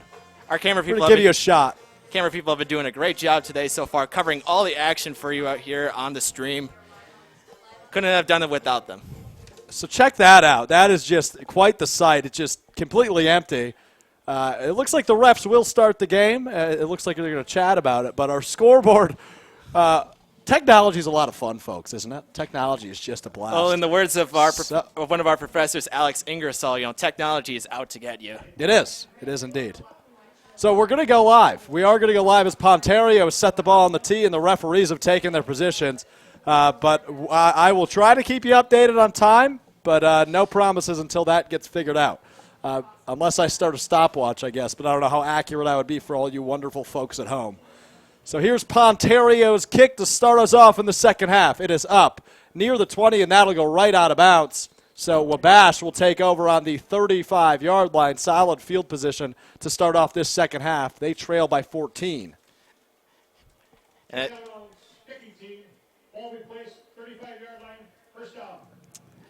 So Wabash getting to set up their shop for the first drive of the second half on the 35-yard line. Disappointing second quarter for him, but here comes Thompson, Ike James, and the rest of the Little Giants offense now on the field. So Liam Thompson, a decent first half. And now the scoreboard is completely empty. Now the scoreboard is completely off. Turning it back on, are we going to have luck? Yes, we will, it looks like. Thompson will start this drive out of the shotgun. He had 70 yards passing in the first half. Looking over the middle, he's got a man. It's Hammond right away. Their sneaky slot receiver, Hammond, who's had a solid game so far for them on the receiving end. That is his third reception, now for a total of 21 yards on the afternoon. Makes that a 2nd and 1 from the 44-yard line. Knocking on midfield is Liam Thompson and the rest of the Little Giants. He's in the shotgun. He'll take the snap, hand it off to Ike James, who's wrapped up by Krasinski, does not get the first down.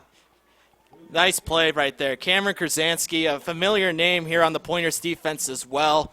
He had a notable fumble recovery last year against UW Stout that he ran all the way for 6 points, and he's been here on the field today. You've seen him. We haven't mentioned his name quite a bit, Alex, but he's there on the defense. He's had a solid presence already felt in this one, and he's got a hot start to the second half. 3rd and 1.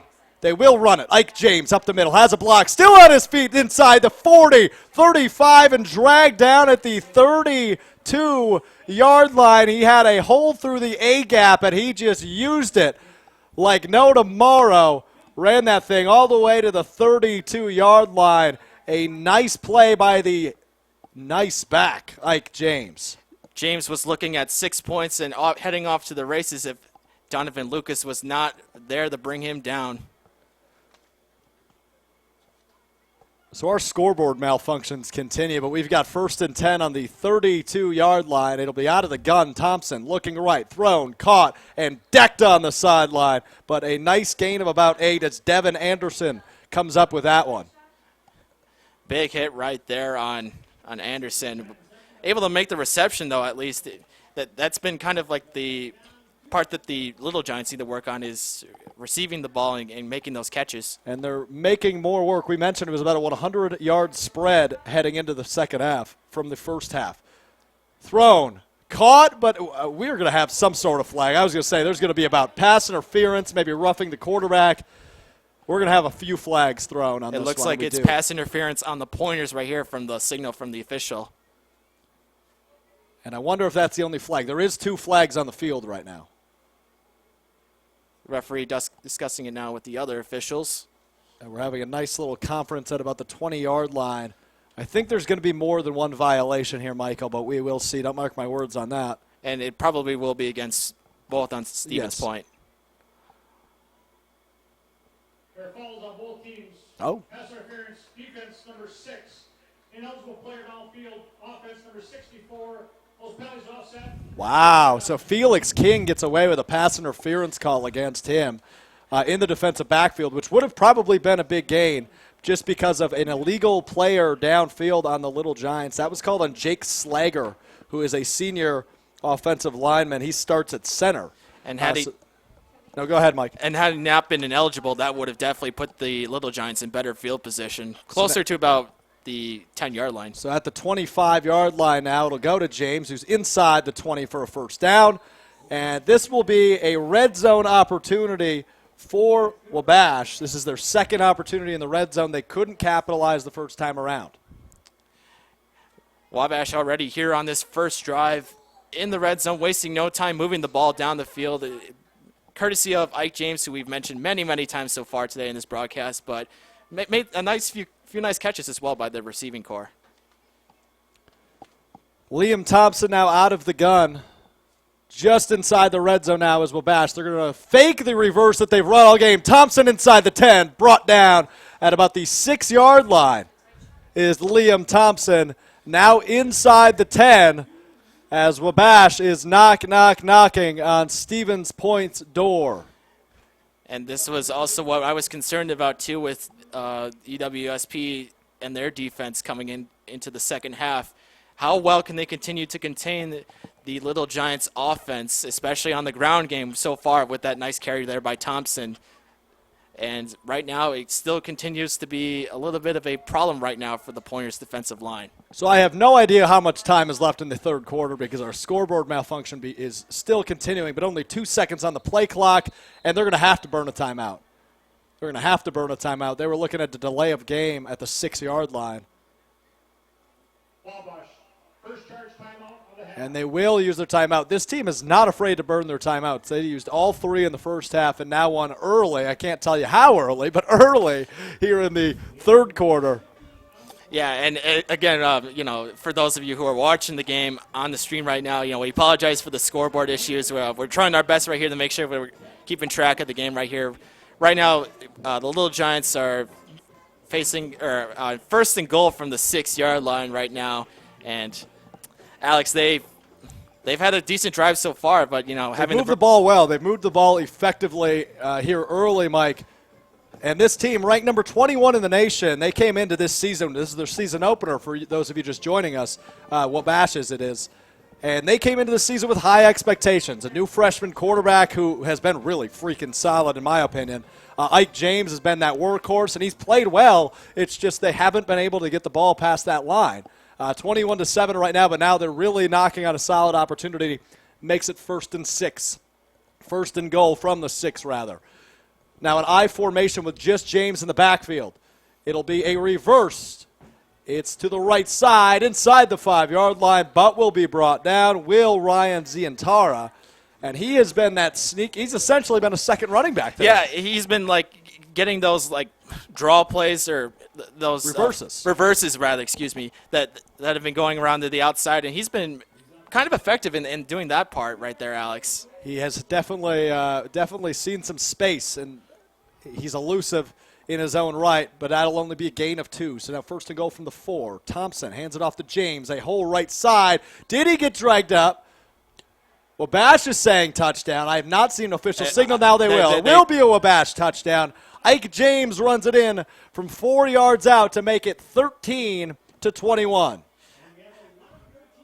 Wabash wasted no time on that offensive series. Marched down the field from the 35-yard line, and now capping off with our PA announcer, Mike, sorry to interrupt, just said 11:13 on the clock. So they have it running in there, but we don't see it on the scoreboard. It's 11:13 is where that score will go in. James from 4 yards out. The point after is up, and that is good. So it is 21-14 as Wabash trails.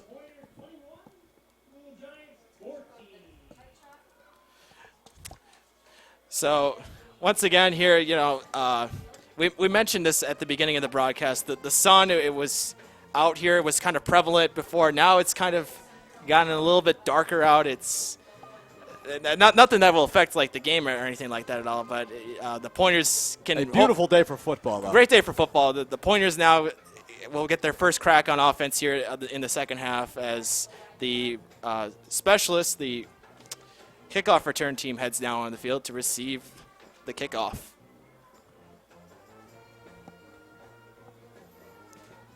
Jahai Stegall is back there. Looks like he's joined by Jonah Fryer, the junior wide receiver. And they will take care of those duties.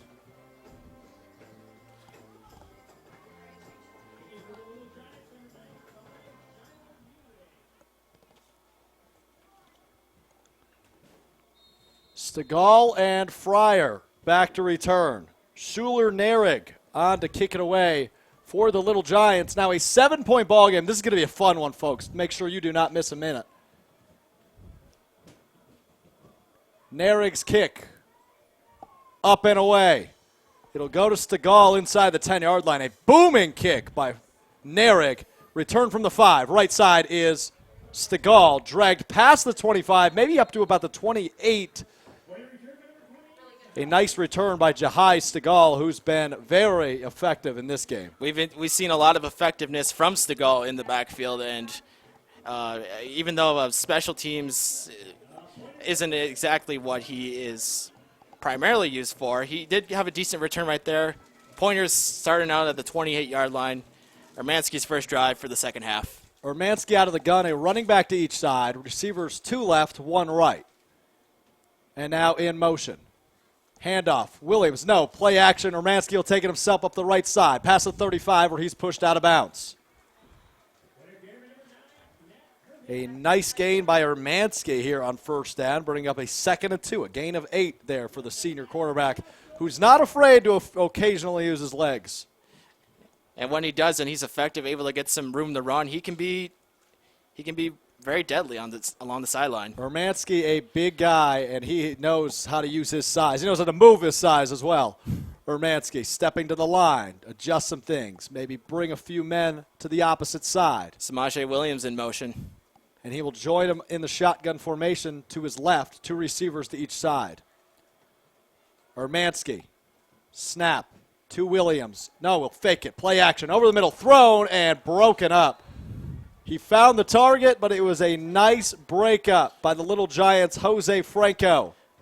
Ermanski was looking for his favorite target of the day so far, Joe Aguilera right there, but Aguilera was right there in double coverage, unable to hang on and make the reception. Out of pistol now, Ermanski hands it off. Up the middle.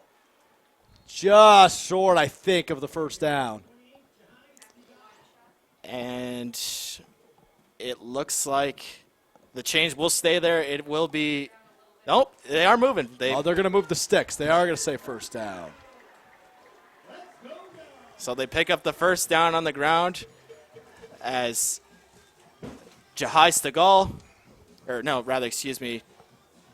Laspiza. Substitution for the Pointers. Ernie Laspiza is checked back into the game at tight end. Ermanski now from the pistol. 5 seconds now on the play clock. And I think the Pointers are going to have to take a delay of game unless they call a timeout. They are going to call the delay of game. Yeah, you could see even too on that right there that Ermanski was looking towards the sideline. He had his hands up. He wasn't even sure what the play was supposed to be. Ermanski now from the pistol formation. They've run this all day. He'll send the running back in motion. That's where he'll look. It is caught right side and hit hard. Brought down. But a catch nonetheless. Jeffrey Williams, the freshman running back, into the game now for the Pointers as he caught that one on a little screen. No gain there. He was unfortunately, they were met by 2 Little Giants defenders right there. He was not going to get anything on that carry. Only got about a yard on that one.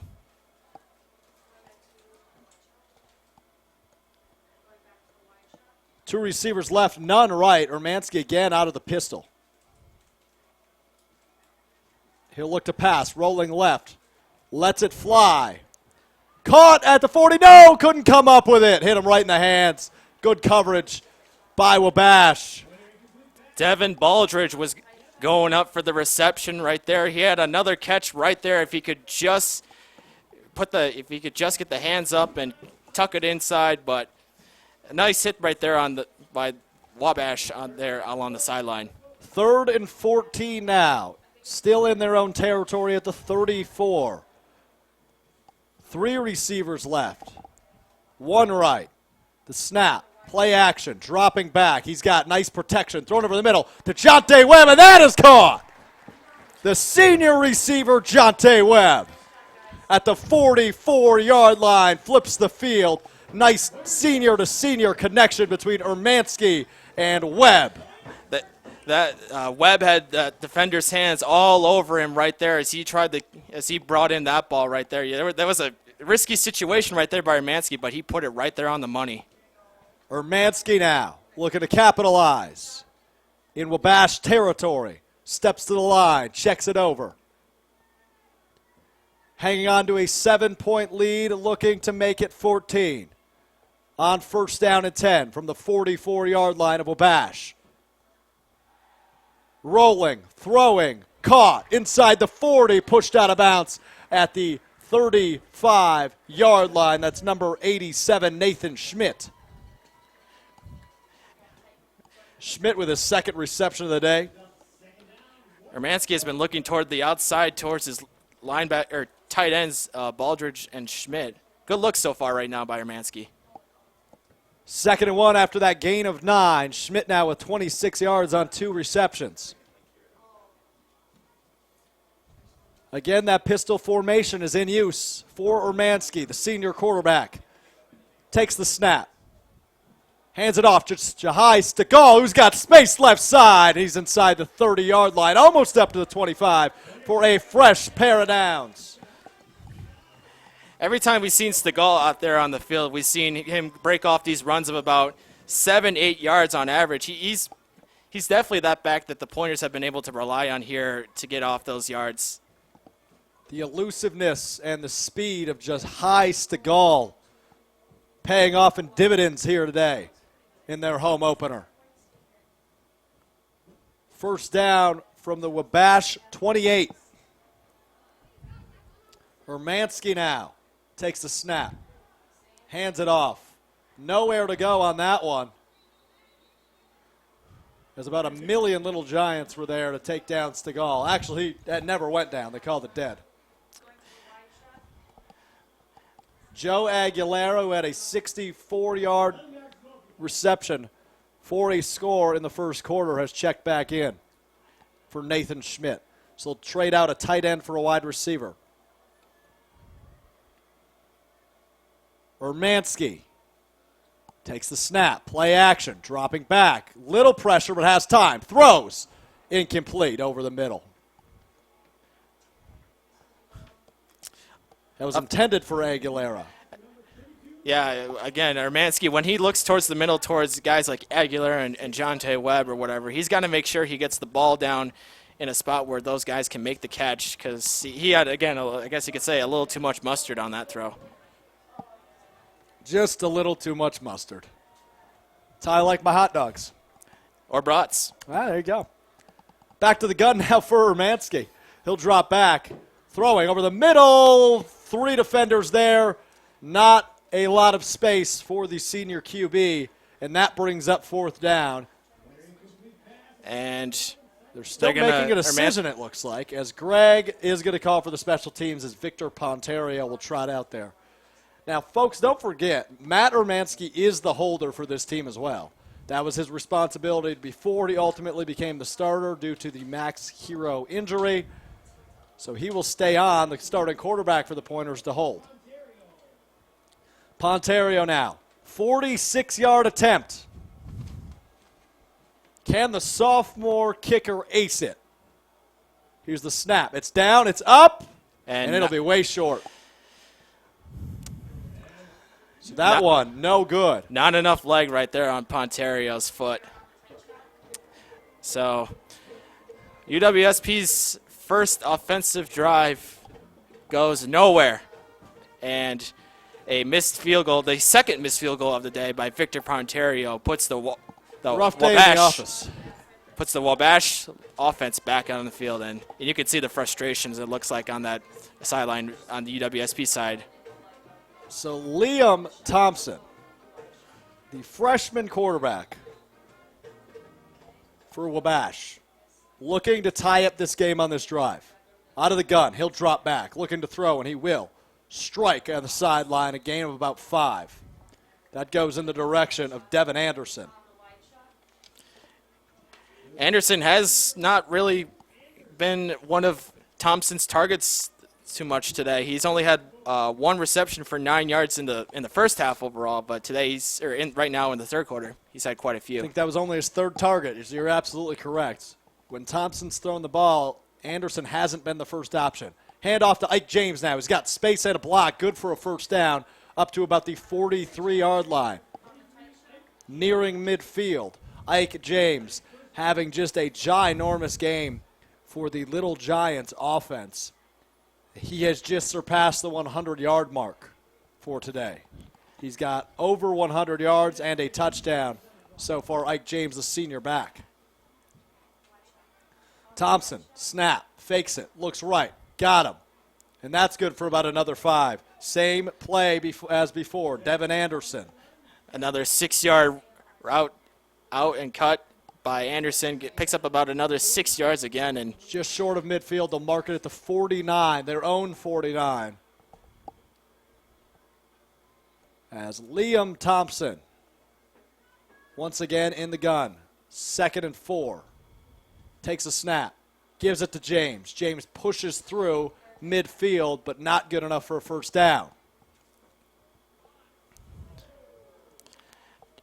James has been punishing this Pointers defense. They're kind of like looking a little tired out there right now so far with this Little Giants offense kind of just keeping their same kind of rhythm going. A really good ball game so far here from Gerke Field, the home opener for UW Stevens Point in week number 2. 3rd down and 2.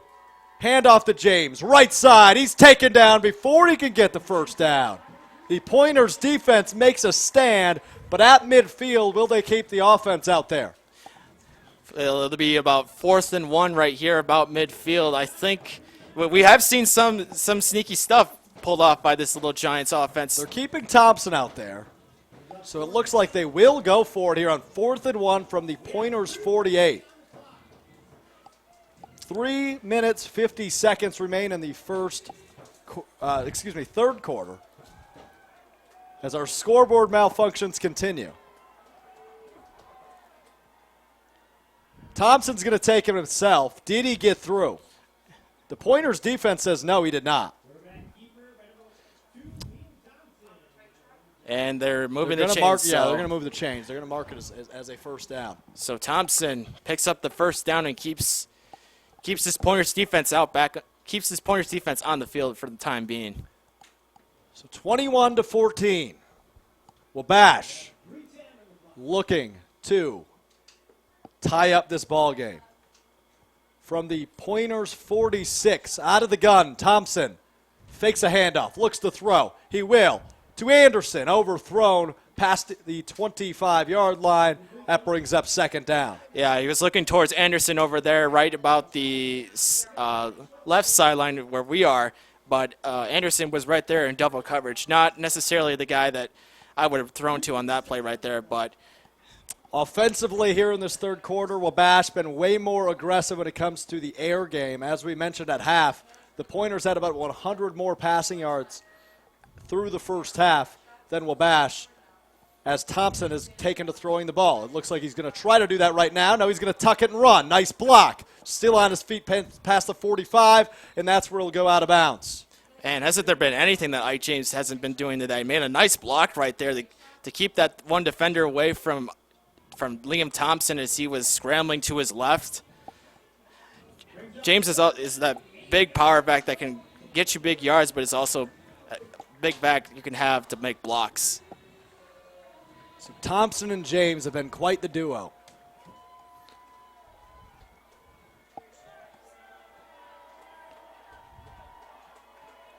Thompson rolling right. He's got pressure. He finds James, but he's taken down. No, he's still on his feet. How did he spin out of that? Past the 40, not good enough for a first down. But wow, was that an agile play. I thought they were going to whistle him down right there when they had his arms around James's leg, but able to break off and didn't pick up the first down, but they're going to keep the offense here on the field. So 2 minutes remain here in this third quarter.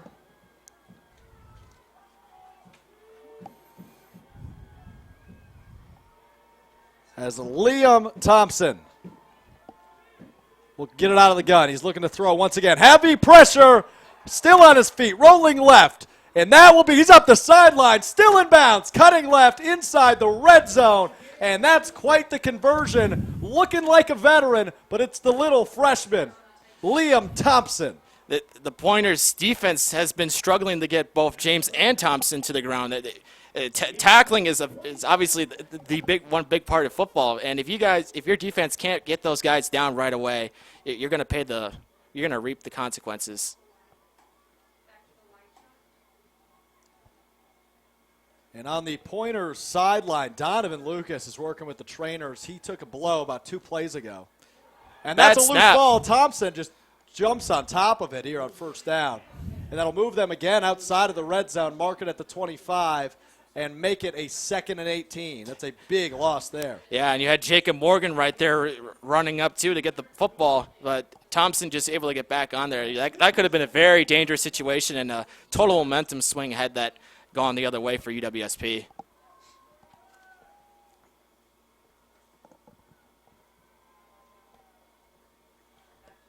Thompson from the gun. James to his left. 1 receiver left, 2 right. He'll look to throw over the middle, and he's taken down. Heavy pressure as he got rid of that one.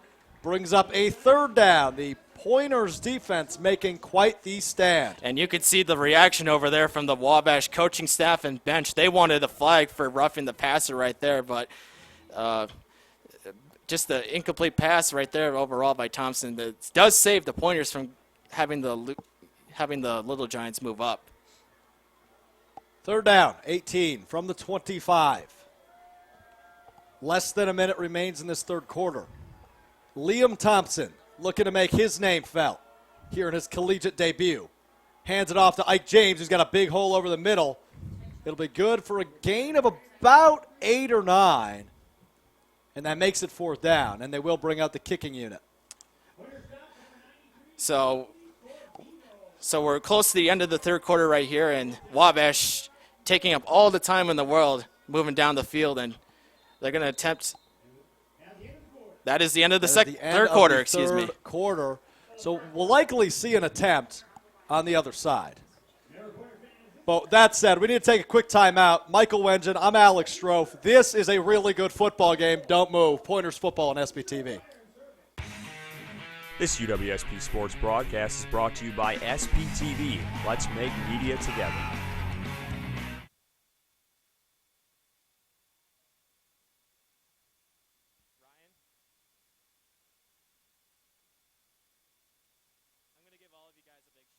You can't go and work for a software company that's quite like this. With programming, you see this concept become a reality, and I think that's really rewarding. When people first come in, they immediately realize they are a part of a family.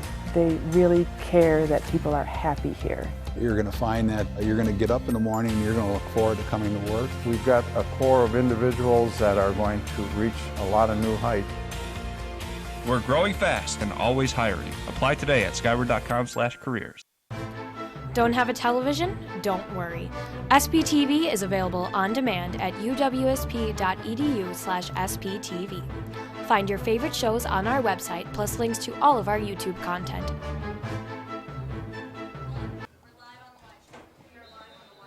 Oh boy, here we go, fourth quarter. The attempt to make this a 4-point ball game is about to go down. On to kick it away, Schuler Nailrig.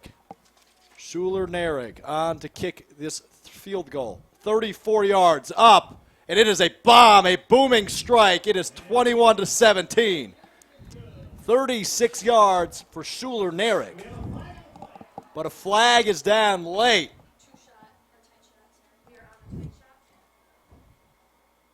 Late flag. And this could make things really interesting.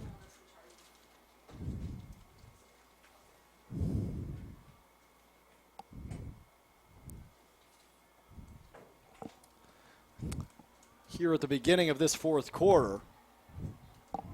And the Wabash offense will come back out, but no official call yet.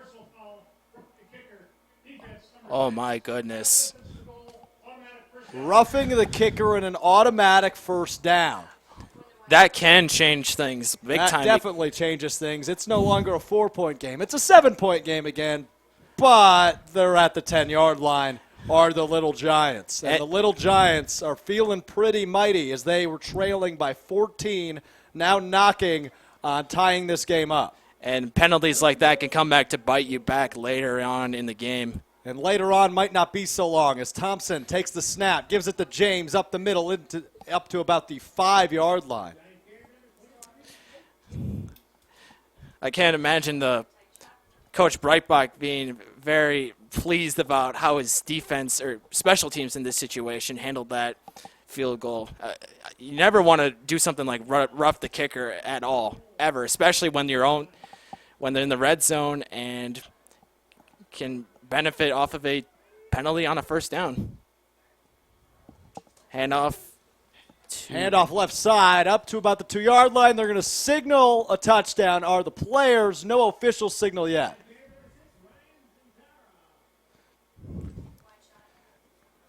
That was Ryan Zintara on the carry. Zintara, who's done the reverses all game.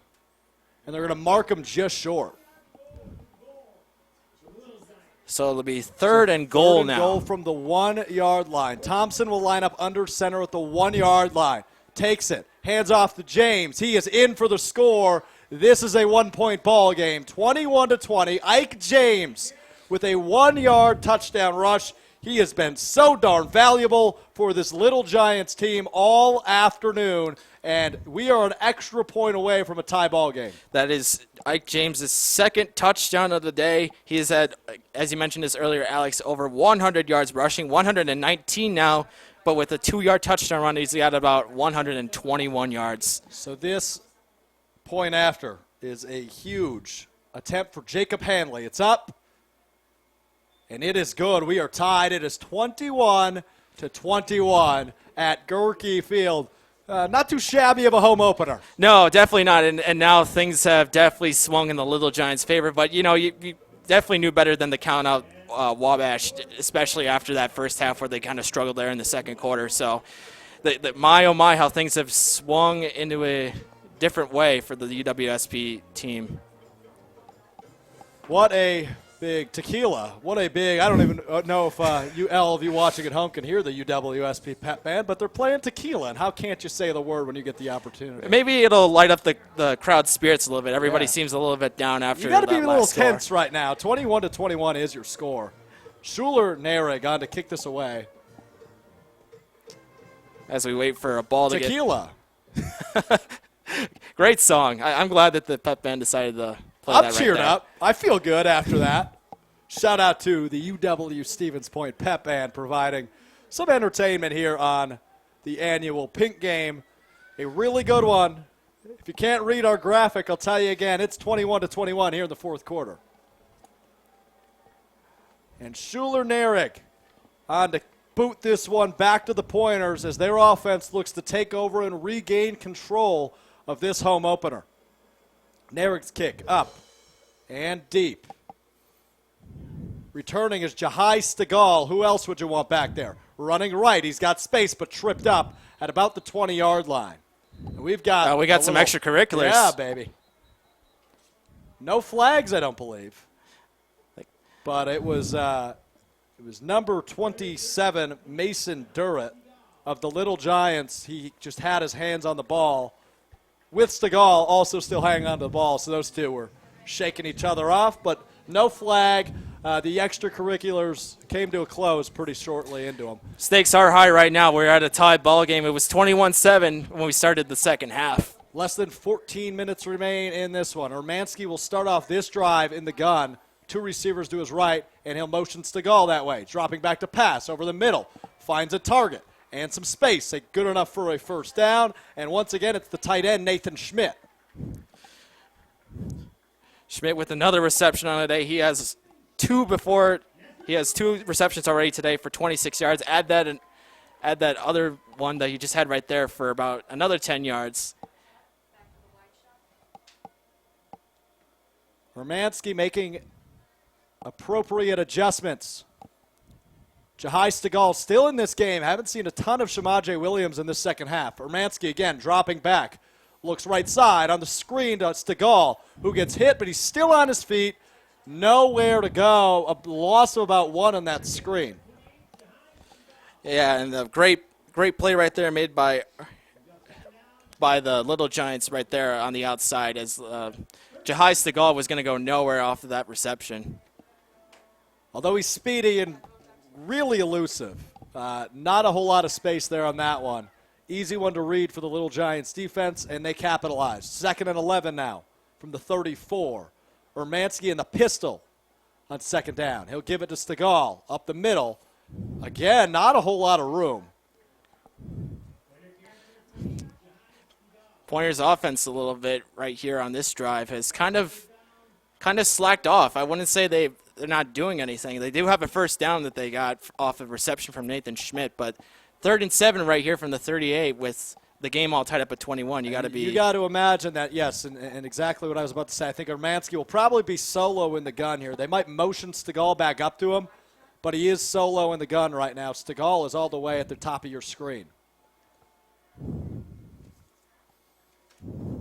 Here's the snap to Urmanski, looking back and looking left. Got a reception. It's not quite enough, I don't believe. Looks like should be a gain of about 9 regardless. Looks like he caught it right at about the 45-yard line, and it's enough for the first down.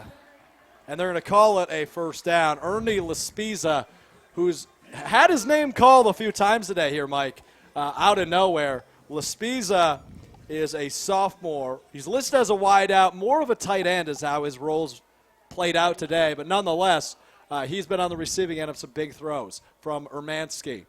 So Matt will be in the pistol. Shamaje Williams back in this one. And he will go out wide. Over the middle, Urmanski, big gain past the opposite 40-yard line.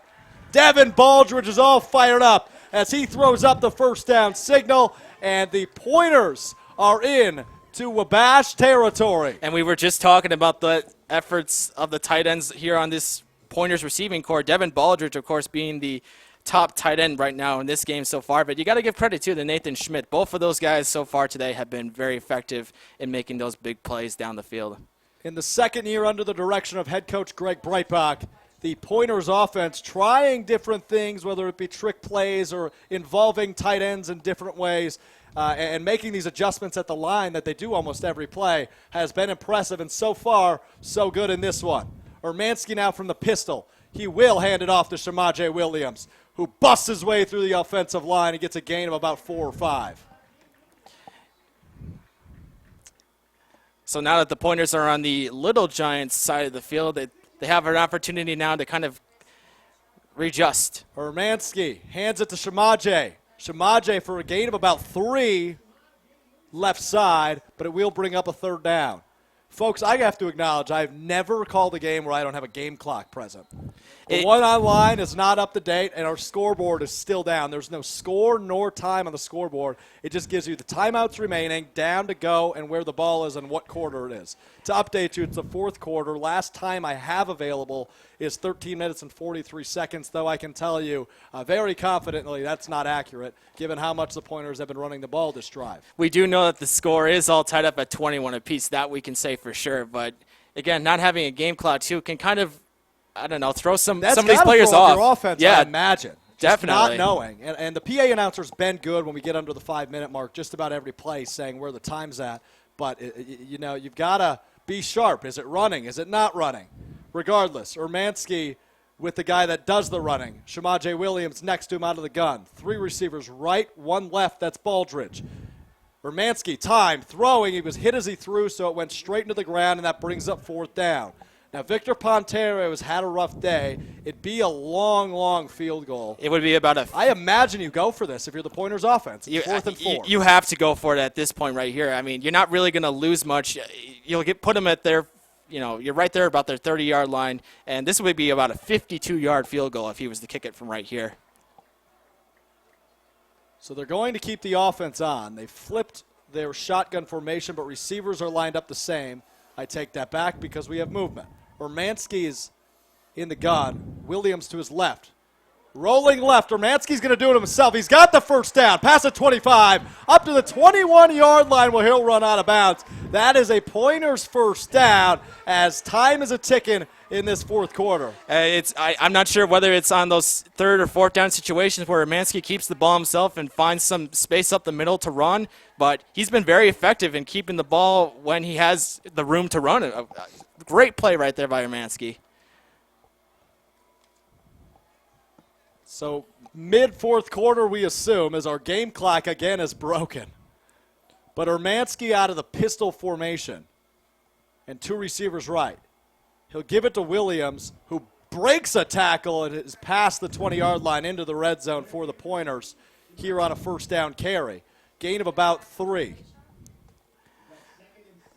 We've seen a little bit now more of Samaje Williams out there on the field. Stegall had been taking more of the carries and more of the backfield responsibilities for a little bit, but I see now that they're getting Samaje Williams a little bit more reps out there, but now Stegall in the backfield behind Urmanski. About the 9-minute mark now here in the 4th quarter. Thank you, Mr. PA announcer. Urmanski out of the pistol. A tight end and 2 receivers right. Make that 1 receiver right and 2 left. Jahai Stegall behind him. Play action, rolling right, throwing deep. Oh, it's just overthrown as attempting to lay out for what would have been a catch at the 1-yard line and ultimately a touchdown. Sonny Sakai. The first time we've been able to say that name. Junior wide receiver almost had a chance to lay out there and make an awesome grab. He's 5'11". If he was 6'1", he probably would have made the catch. Just had a little bit more of an outreach, maybe. So Urmanski making some late checkdowns at the line of scrimmage. Shamaje Williams is checked back into this game as the running back. From the gun, Urmanski, the senior, dropping back, looking, 3rd down, throws, short check down. Williams caught. We're going to be right at about that first down line. It's marked at the 11, but that's where the first down marker is. They're going to move it back. They're going to say it's just short. 4th and inches from the 12. And here comes Victor Pontero out onto the field now to attempt. 2 misses on the day for Pontero. The 2 misses so far right here. It'll be about a 28-yard field goal. But Pontero 0 for 2 on the day today. Big field goal right here. A 28-yarder for the sophomore kicker. He's had some huge moments on this team, especially during his freshman campaign. Can he add another big one here late in this one? Tied 21-21. Snap to Urmanski. Kick from Pontero is up and through. It is good. Pointers lead 24-21 thanks to the leg of Victor Pontero. Great redemption for Victor Pontero. Finally connecting. They say 3rd time's the charm, Alex, but big. And apparently it is in this one. Big field goal right here by Pontero.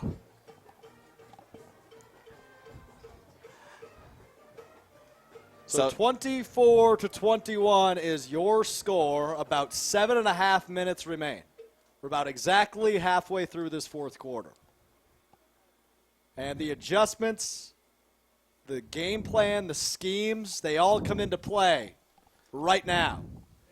Number 21, Wabash, about to return the kick off the leg of Victor Pontero, that same leg that just gave the Pointers a 3-point lead.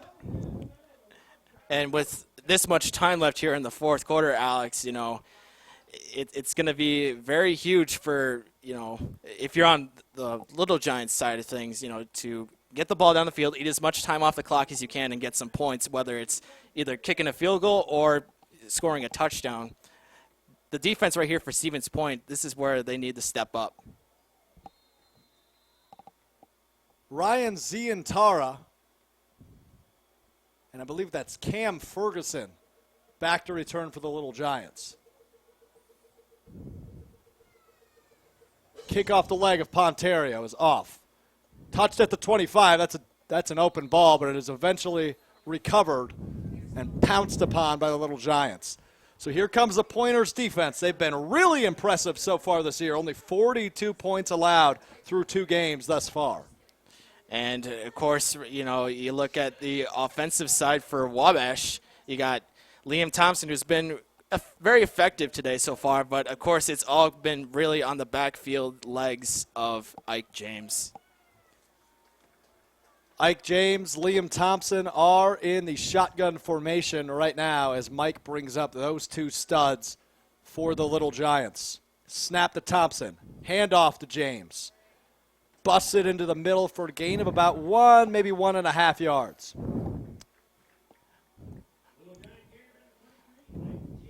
(24-21). 2nd and 8 yards from about the Little Giants 26.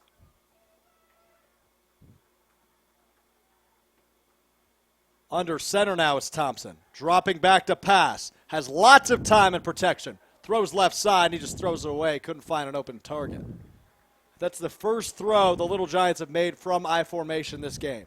And it was going to go nowhere as Thompson was not looking towards anybody, or couldn't at least find anybody that he was able to throw to. Brings up a 3rd and 8 now for Wabash. Probably the biggest play of the game now for them. Liam Thompson out of the gun. James will join him in the backfield, and all 3 targets will be right side. Dropping back. Heavy pressure. It's deflected by Krasinski. That's big play. That is huge. 4th and 8 now. Big play right there by Krasinski. And they have to bring out the punting unit. They have to. They don't have an option. If he was able to get his other arm up and catch that in the air, we would have been seeing him race off for 6 points. Cameron Krasinski, the junior linebacker, has said I've said his name a lot today because he's been huge today defensively. Different contributions that maybe don't get noted in the box score, but nonetheless, he's been all over. He can add a PFD to the box score in this game. Or rather, a PDF, pass deflection. Words. Here's the punt. Caught, and it is up past midfield. Fair catch signaled, and it is indeed fair caught at the 34. That's where the Pointers offense will take over. Felix King, the returner on that one for the Pointers. The sun's creeping back out here at Gerke Park as the Pointers lead is bright. They're up 24-21 and have control of the ball. Yeah, I'm not going to go all Pat McAfee on that punt ball, though, but I did notice on that punt by Wabash that the ball was just going straight up in the air. There wasn't spiraling or anything. It was kind of spinning throughout the air, and it really wasn't going to go all that far. So our online source says 7 minutes on the dot remain. 7 minutes, no seconds. Urmanski now from the gun, looking to expand on this lead. Fakes the handoff, keeps it. And he will be just tangled up immediately. 3 different Giants are there. Urmanski faked the play action to the wrong side, then decided to keep it himself. I don't know if that was miscommunication or on purpose. It looked like a miscommunication to me right there, Alex. I think the plan was for the ball to go to Jahai Stegall, but ultimately then he had to take it up himself, and he had nowhere else to go. Urmanski with 2 targets to his left, 1 to his right, and Samaje Williams is the back with him in gun. The senior takes the snap. Matt dropping back, looking to throw. He's got a wide open target. And we've got space and blockers up to the 40-yard line for the Pointers. It's Sonny Sakwa once again. Sonny Soki with the reception right there on the outside. Great look outside of to Saki by Urmanski. Able to connect right there. 3rd down right here for the Pointers. So 3rd and about 3 to go. Again out of the gun. Matt Urmanski. And he loses the ball. He picks it up quickly. He's got time. Throwing it deep. And are we going to have a pass interference call there as it was intended for Aguilera? And it looked like that was just football, folks. It looked like, if you want to argue that it looked like something that happened in New Orleans in the NFC Championship game, it kind of looked like, he just got hit on that play. But I think the receiver did have an opportunity to catch the ball, so there is no pass interference call on that play. The Pointers are sending out the punt unit. Rightfully so. This game's going to go down to the wire. I think we can safely say that at this point. Buckling your chin strap, folks. I think we're in for a good one. 24-21 Pointers to punt it away. And the punt is up and deep. A nice punt there as it bounces inside the 10-yard line. Sullivan decides he has to field it. Still on his feet, and he's brought down at the 6-yard line. A great stand by these Pointers special teams. Cooper Sullivan, nowhere to go on that return. Great coverage downfield by the Pointers special teams unit. So 94 yards to work now for the Giants offense.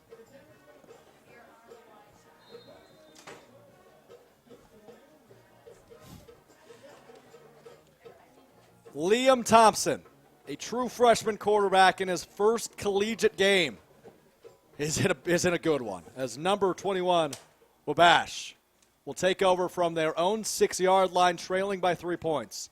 The snap to Thompson. He'll take it himself, and he's dragged down to the 5-yard line. Right away, nowhere to go. The pocket collapsed, and it was well done.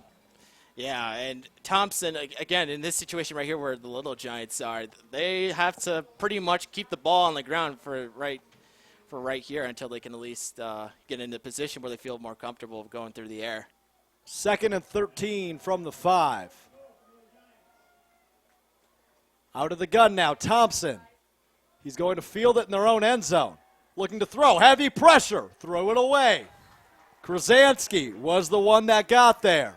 He forced an incomplete pass, and he forced a 3rd down and 13. It's been a defensive battle in this 4th quarter. We've seen some great offensive plays here today so far, but we've also seen some great defensive work on both sides of Wabash. I feel like and every UWSP. football fan has to be happy with this one. This is a very competitive game so far, very close, and great story behind it so far. 24-21, it's 3rd and 13 from the 5. Thompson throws, caught, Sullivan. Yes, Sullivan, up to the 30. So a big conversion by Wabash right there. 3rd and 13 on their own 3-yard line. It's Cooper Sullivan, the man that connects with Liam Thompson. And now they move up to the 26-yard line. Wabash has now won the first down battle. They now have 19 of them, while UW Stevens Point has 18 of them. And Ike James, goes up and over on that carry. Ike James, he's a man. He's a man. Doesn't get a lot on that one, makes it 2nd and 9, but he's a man, not afraid to take risks. And I don't think this Wabash team overall is afraid to take any risks. They tried some different plays here today that, I don't know, True that. You might not see that. Thompson from the gun, dropping back, looking to throw. Has time, throwing it deep to Sullivan, and it'll be overthrown, late flag. That's going to be pass interference. Yeah, that was definitely going to be. That was pretty blatant. Yeah, I think it's going to be on Donovan Lucas, number 17 for the Pointers, a name we mentioned quite a bit today. But man, that is disappointing right there. You could see the reaction right in front of us, the Pointers fans in the stands. Breitbach is heated. Goodness. He's on the field. He is on the field. He is upset. Rightfully so. Interesting play, but I think there was hanging on the jersey. Or rather, that was on Jacob Morgan, who was back mistake. there. Donovan And Lucas he was hanging on to the jersey. Was Morgan? He was. I don't know how blatant it was. It was an overthrow. That's a tough call, but I think I'll probably say it's the right one, and that'll make it a first down. I think too. The Wabash. receivers have to have an opportunity to catch the ball as well, and right there, it was just really strong coverage right there by Morgan and Lucas. Over 700 of you rocking with us on YouTube for the finish of this one as Ike James will take it up the middle. We appreciate you hanging up with us on a Saturday afternoon. Some fantastic Division III college football. I'm Alex Strofe. Joining me, Michael Wengen, my good friend. And we are in for a really, really good one in game number 1 here of the home schedule at Gerke Park.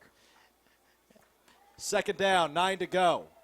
Liam Thompson out of the gun from the 43. Looking to throw. Doesn't move a whole lot. Makes the pass. Can't hang onto it. Can Devin Anderson.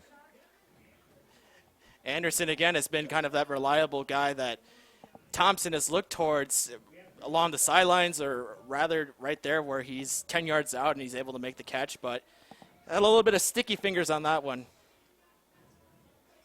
Makes it a 3rd down and 9. Again, it's been a defensive battle here in this 4th quarter.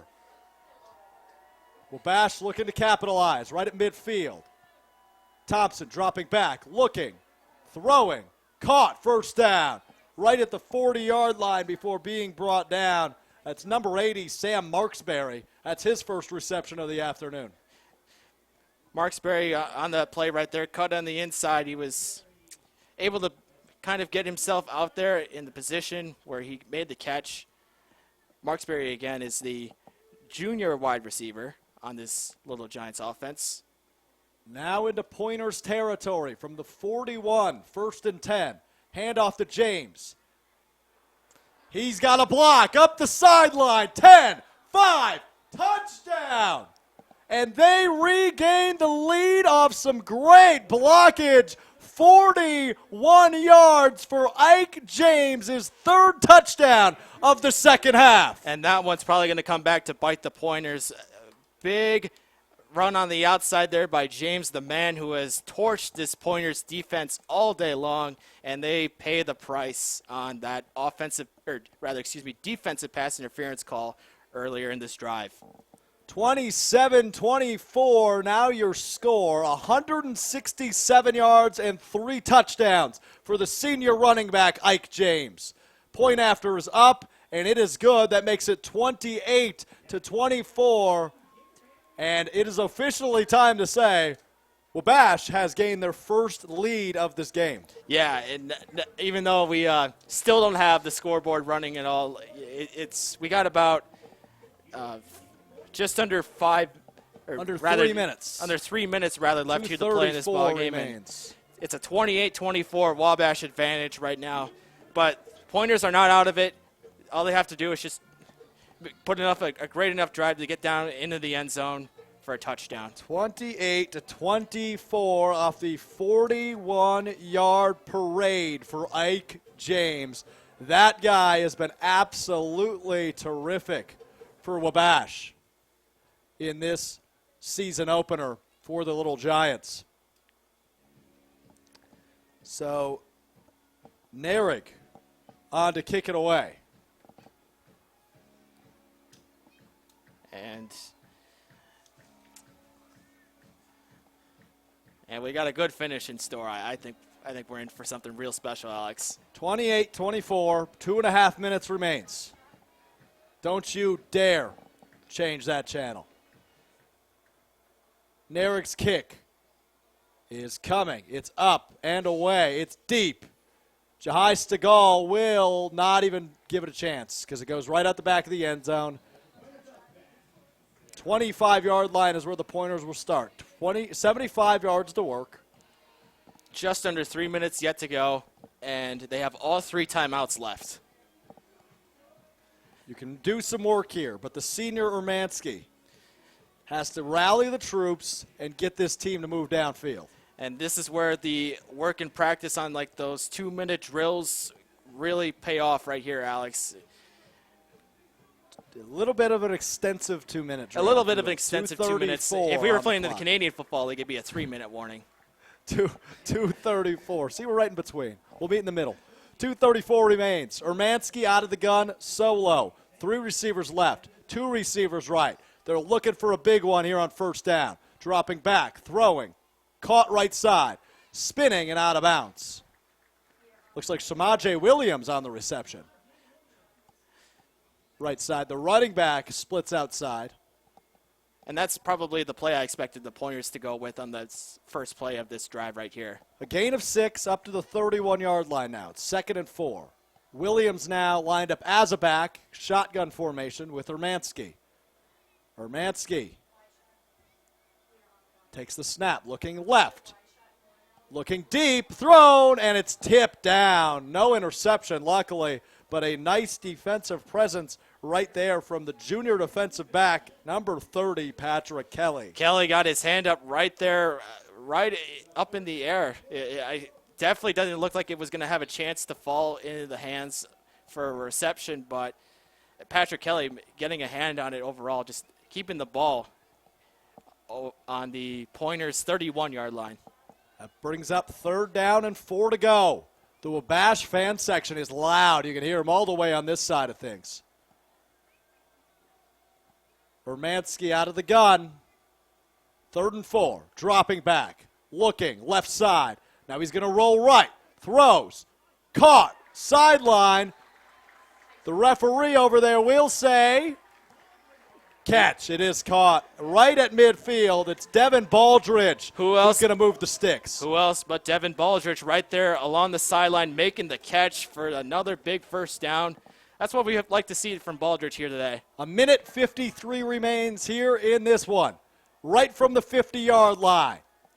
Matt Hermansky from the gun, dropping back, looking, analyzing, tosses. Williams catches, still on his feet for a first down.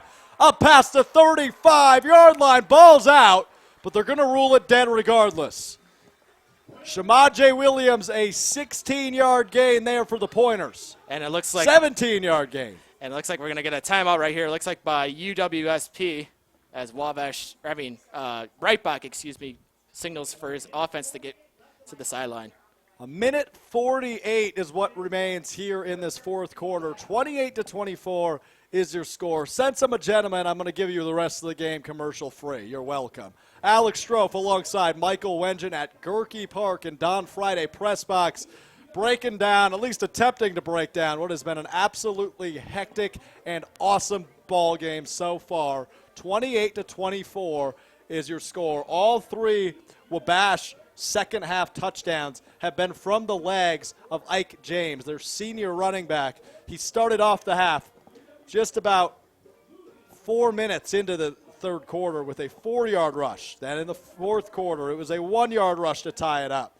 And finally, a 41-yard touchdown rush by Ike James gave Wabash their first lead of the game just briefly, 28-24. Now 1:47 on the clock. The Pointers from the Wabash 33-yard line. Hermansky in the gun, dropping back again. Pressure coming, tossed, caught at the 20-yard line. Jonte Webb still trying to fight for extra yardage, and he will. Where will they mark it is the question, but senior to senior connection comes through again. Nice catch right there outside, nice catch out there on the outside by Jonte Webb. I'm not sure if it looks like he got out of bounds on that play. I mean, we can't really tell because the clock isn't up, but great reception out there by Webb. It looks like they're rushing, so I don't believe he did. From the 18 where they marked it, Hermansky dropping, heavy pressure, left side, he's got a man, it's Baldridge. He's inside the 10-yard line up to the 6. And it looked like he was dragged out of bounds. Devin Baldridge again, making a critical reception and another timeout right here. They are going to call a timeout from the 6-yard line. The Pointers are rolling downfield. They've covered 64 yards. And we just got the announcement from the PA that there's 1 minute and 29 seconds left on the play clock. Excuse me, 69 yards they've covered. Sorry, Mike. No worries right there, Alex. But the Pointers right here putting together this impressive drive right now, sitting on the Wabash 7-yard line, looking at 1st and goal. And, Hermansky came on this drive firing. The first pass already to the outside was to Samaje Williams, which kind of got the momentum going and the rhythm for this Pointers offense. Well, we're in it for the long run. I mean, this is quite the circumstance. They remarked it at the 7-yard line. is where they'll mark it for the Pointers. This crowd in Gorky Park is going ballistic. A 4-point game, a fresh set of downs from the 7-yard line, under a minute remains. Hermansky again from the gun. Heavy pressure incoming. You can see all of Wabash's threats coming. It's thrown. It is caught. Touchdown. And who else but number 1, Devin Baldridge? Who else? That's the man that the Pointers have had been so reliable this entire game.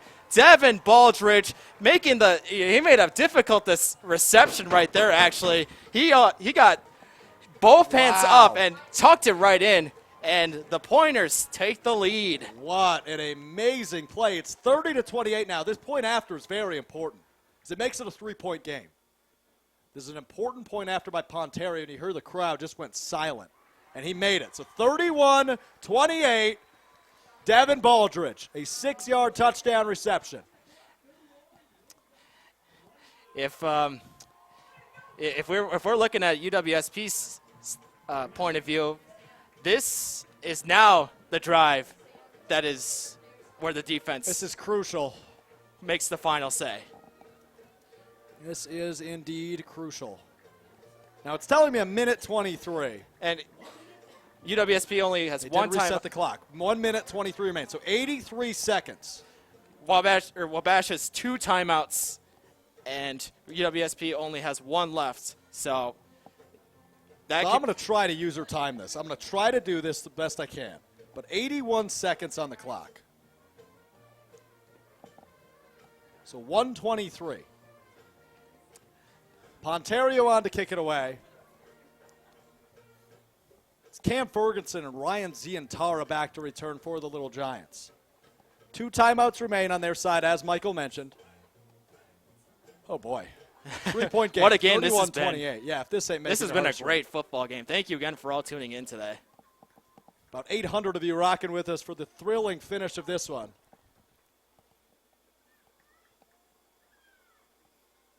Kick is up and away. Fair caught by Zientara. So the Little Giants will take over. 1 minute 23 remains. And they'll mark it at the 25, and that's where they'll go to work. Now, a first time starting quarterback in Liam Thompson.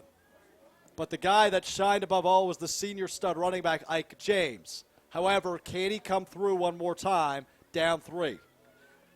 This is an interesting situation. I'm sure he got some piece of advice from senior quarterback Jake Fields, who we thought was going to get the start today. Now it's Thompson's opportunity right here. Thompson, I formation under center. Dropping back to throw. Looks left side. Lots of time. Rolling right now. He's going to run with it. Throws it. Caught. Out of bounds. Anderson on the reception. Devin Anderson has been Thompson's go-to guy when he's in trouble like that. I don't have official time, but I'm doing it. I'm trying. Stopwatch app. Nothing special. I had about 8 seconds run off there. So 1:15 unofficially on the game clock as Anderson did fall out of bounds for the first down. Now up to the 35-yard line. Out of the gun is Thompson. He's got heavy protection. Lots of time. Over the middle to Sullivan. Incomplete pass. And that right there, Cooper Sullivan, the freshman wide receiver, has been a receiver that Thompson has connected with several times today. But again, he's 5'10". If he had maybe 6, if he was maybe 6 feet tall, he probably would have had a chance to outstretch for a catch.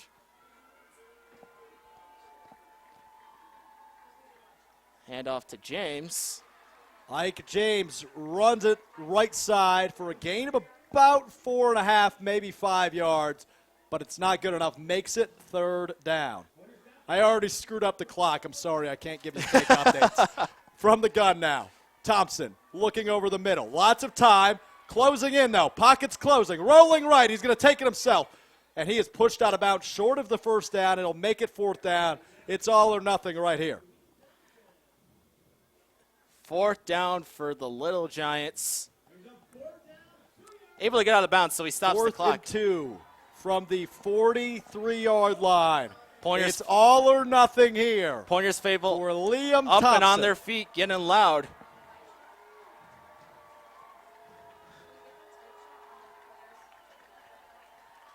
Liam Thompson in the gun. 4th down, 2 to go. Sullivan in motion. Ike James next to him. Rolling left. Gonna throw. Incomplete. It's incomplete, and that's a turnover on downs. The Pointers will celebrate tonight because that is another upset of a ranked opponent. Wow. Unless something drastically changes in the next give or take 50 seconds, the Pointers are going to leave Gerke Field victorious and undefeated on the season. Man, what a game we've called today, Alex. We did not expect to see anything like this from this Pointers offense the way that it has rolled on all gears today. No, Wabash does have 2 timeouts remaining.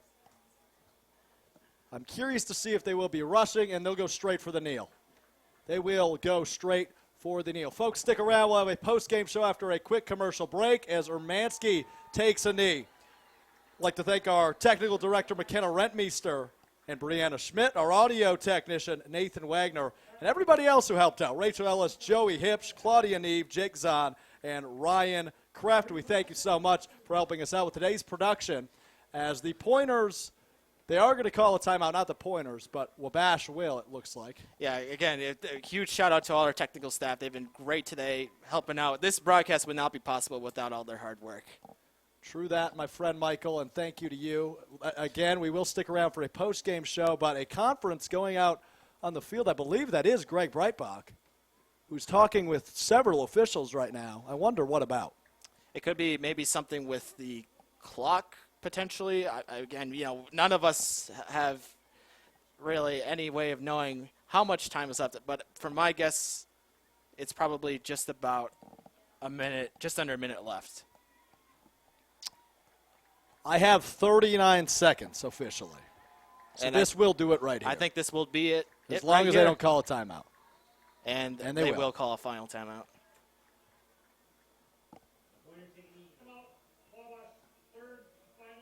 So we're going to drag this out as long as we can. There's 38 on the clock. That'll do it. Regardless, that'll do it. So the Pointers will win this one, 31-28. An absolute thriller in Gerke Park today. Yeah, what a game it's been. We went into halftime with the Pointers up 21-7. Wabash came back and tied it up in the second half at 21. Took the lead with a touchdown to make it after a Pointers field goal to make it 28-24. Pointers came back and scored off a 6-yard touchdown catch by Devin Baldridge. And as the final seconds tick down, the UWSP Pointers win their home opener. They do indeed. Again, final 31-28. Matt Ermansky, the unsung hero today, but a lot of help from his stud offense, a defensive juggernaut today. The defense looked phenomenal. Everything looks sharp for the Pointers as they upset number 21 Wabash College. Do not move. We'll come right back and review the postgame. What just went down in those crazy 4 quarters. This is Pointers football on SBTV. This UWSP Sports broadcast is brought to you by SBTV. Let's make media together. You can't go and work for a software company that's quite like this. With programming, you see this concept become a reality. And I think that's really rewarding. When people first come in, they immediately realize they are a part of the family. They really care that people are happy here. You're going to find that you're going to get up in the morning and you're going to look forward to coming to work. We've got a core of individuals that are going to reach a lot of new heights. We're growing fast and always hiring. Apply today at skyward.com/careers. Don't have a television? Don't worry. SPTV is available on demand at uwsp.edu/SPTV. Find your favorite shows on our website, plus links to all of our YouTube content. Stay up to date with SPTV news that includes information about campus and community happenings. And don't forget to like us on Facebook. We're SPTV-UWSP Television. SPTV. Let's make media together. UW Stevens Point is home. It's a university where professors know your name and get you involved in research. They inspire us to realize big dreams. At UW Stevens Point, sustainability is what we stand for. Our beautiful campus encourages exploration, developing new fields, and problem solving for the real world. It's a great place to launch your career. UW Stevens Point is home. Apply today at uwsp.edu.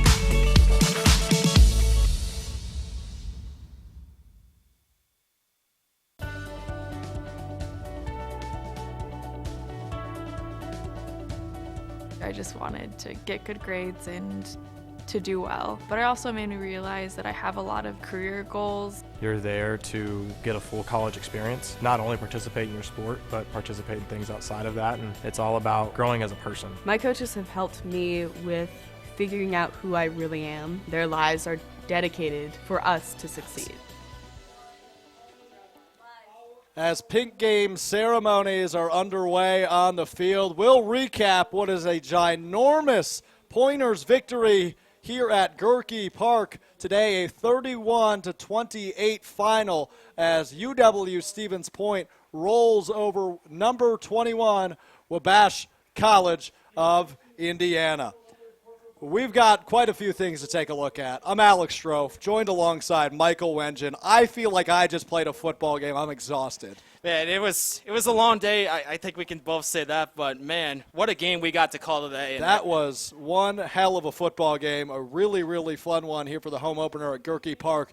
Let's run over what was statistically impressive, I guess, to us. First off, if I had a game ball, I'd hand it to Matt Ermansky, the senior quarterback for UW Stevens Point. 24 for 35, 329 yards, and 3 touchdowns in his first start of the season. I think I would have to give the ball to Ermansky as well if we were doing that. But you could also kind of, give some honorable mentions as well to the run game that we saw today from UWSP. Jahai Stegall, 13 carries for 90 yards. Samaje Williams, 11 carries for 45 yards.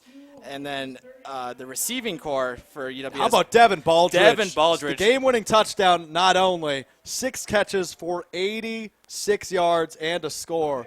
He was huge. He came out of nowhere today. 6 receptions for 86 yards and 1 touchdown. Big tight ends like him are really good to have right there on the field who can make plays and also give you that opportunity to make the plays down the field as well. Jonte Webb also had three catches for 72 yards. He had a big touchdown catch there in the second quarter, the 35-yard strike from Matt Ermansky to Jonte Webb. And Joe Aguilera, 2 catches for 74 yards and a score. All 3 of those receivers scored touchdowns in this one. Aguilera with the 64-yard touchdown early in the first quarter. On the Wabash offensive side, Liam Thompson, his first collegiate start, was 16 of 31 for 151 yards. Not too shabby. He was good on the ground, too. He had 12 carries for 78 yards and a touchdown. But offensively for Wabash, it was all about the senior running back, Ike James. 24 carries, 167 yards, 3 touchdowns. The guy was absolutely a maniac. He went bananas in that second half. That's when all 3 of those touchdowns were scored. And honorary game ball on that side as well. Yeah, and you got to give credit to Liam Thompson. This was his first start as a college football quarterback here in Division III for Wabash as well. Very impressive, pretty decent stats. Very impressive for his first start here for the Little Giants. And of course, as you mentioned, Alex, Ike James just dominated the ground today for the Little Giants as well. On the defensive side for Stevens Point, Cameron Krasansky led all tacklers in this one. He had 8 of them total. Felix King, James Fay, Berkeley Corvino all had 6, placing second for Stevens Point. On the Wabash side of things, Bertram had 12 total, leading every tackler in this game.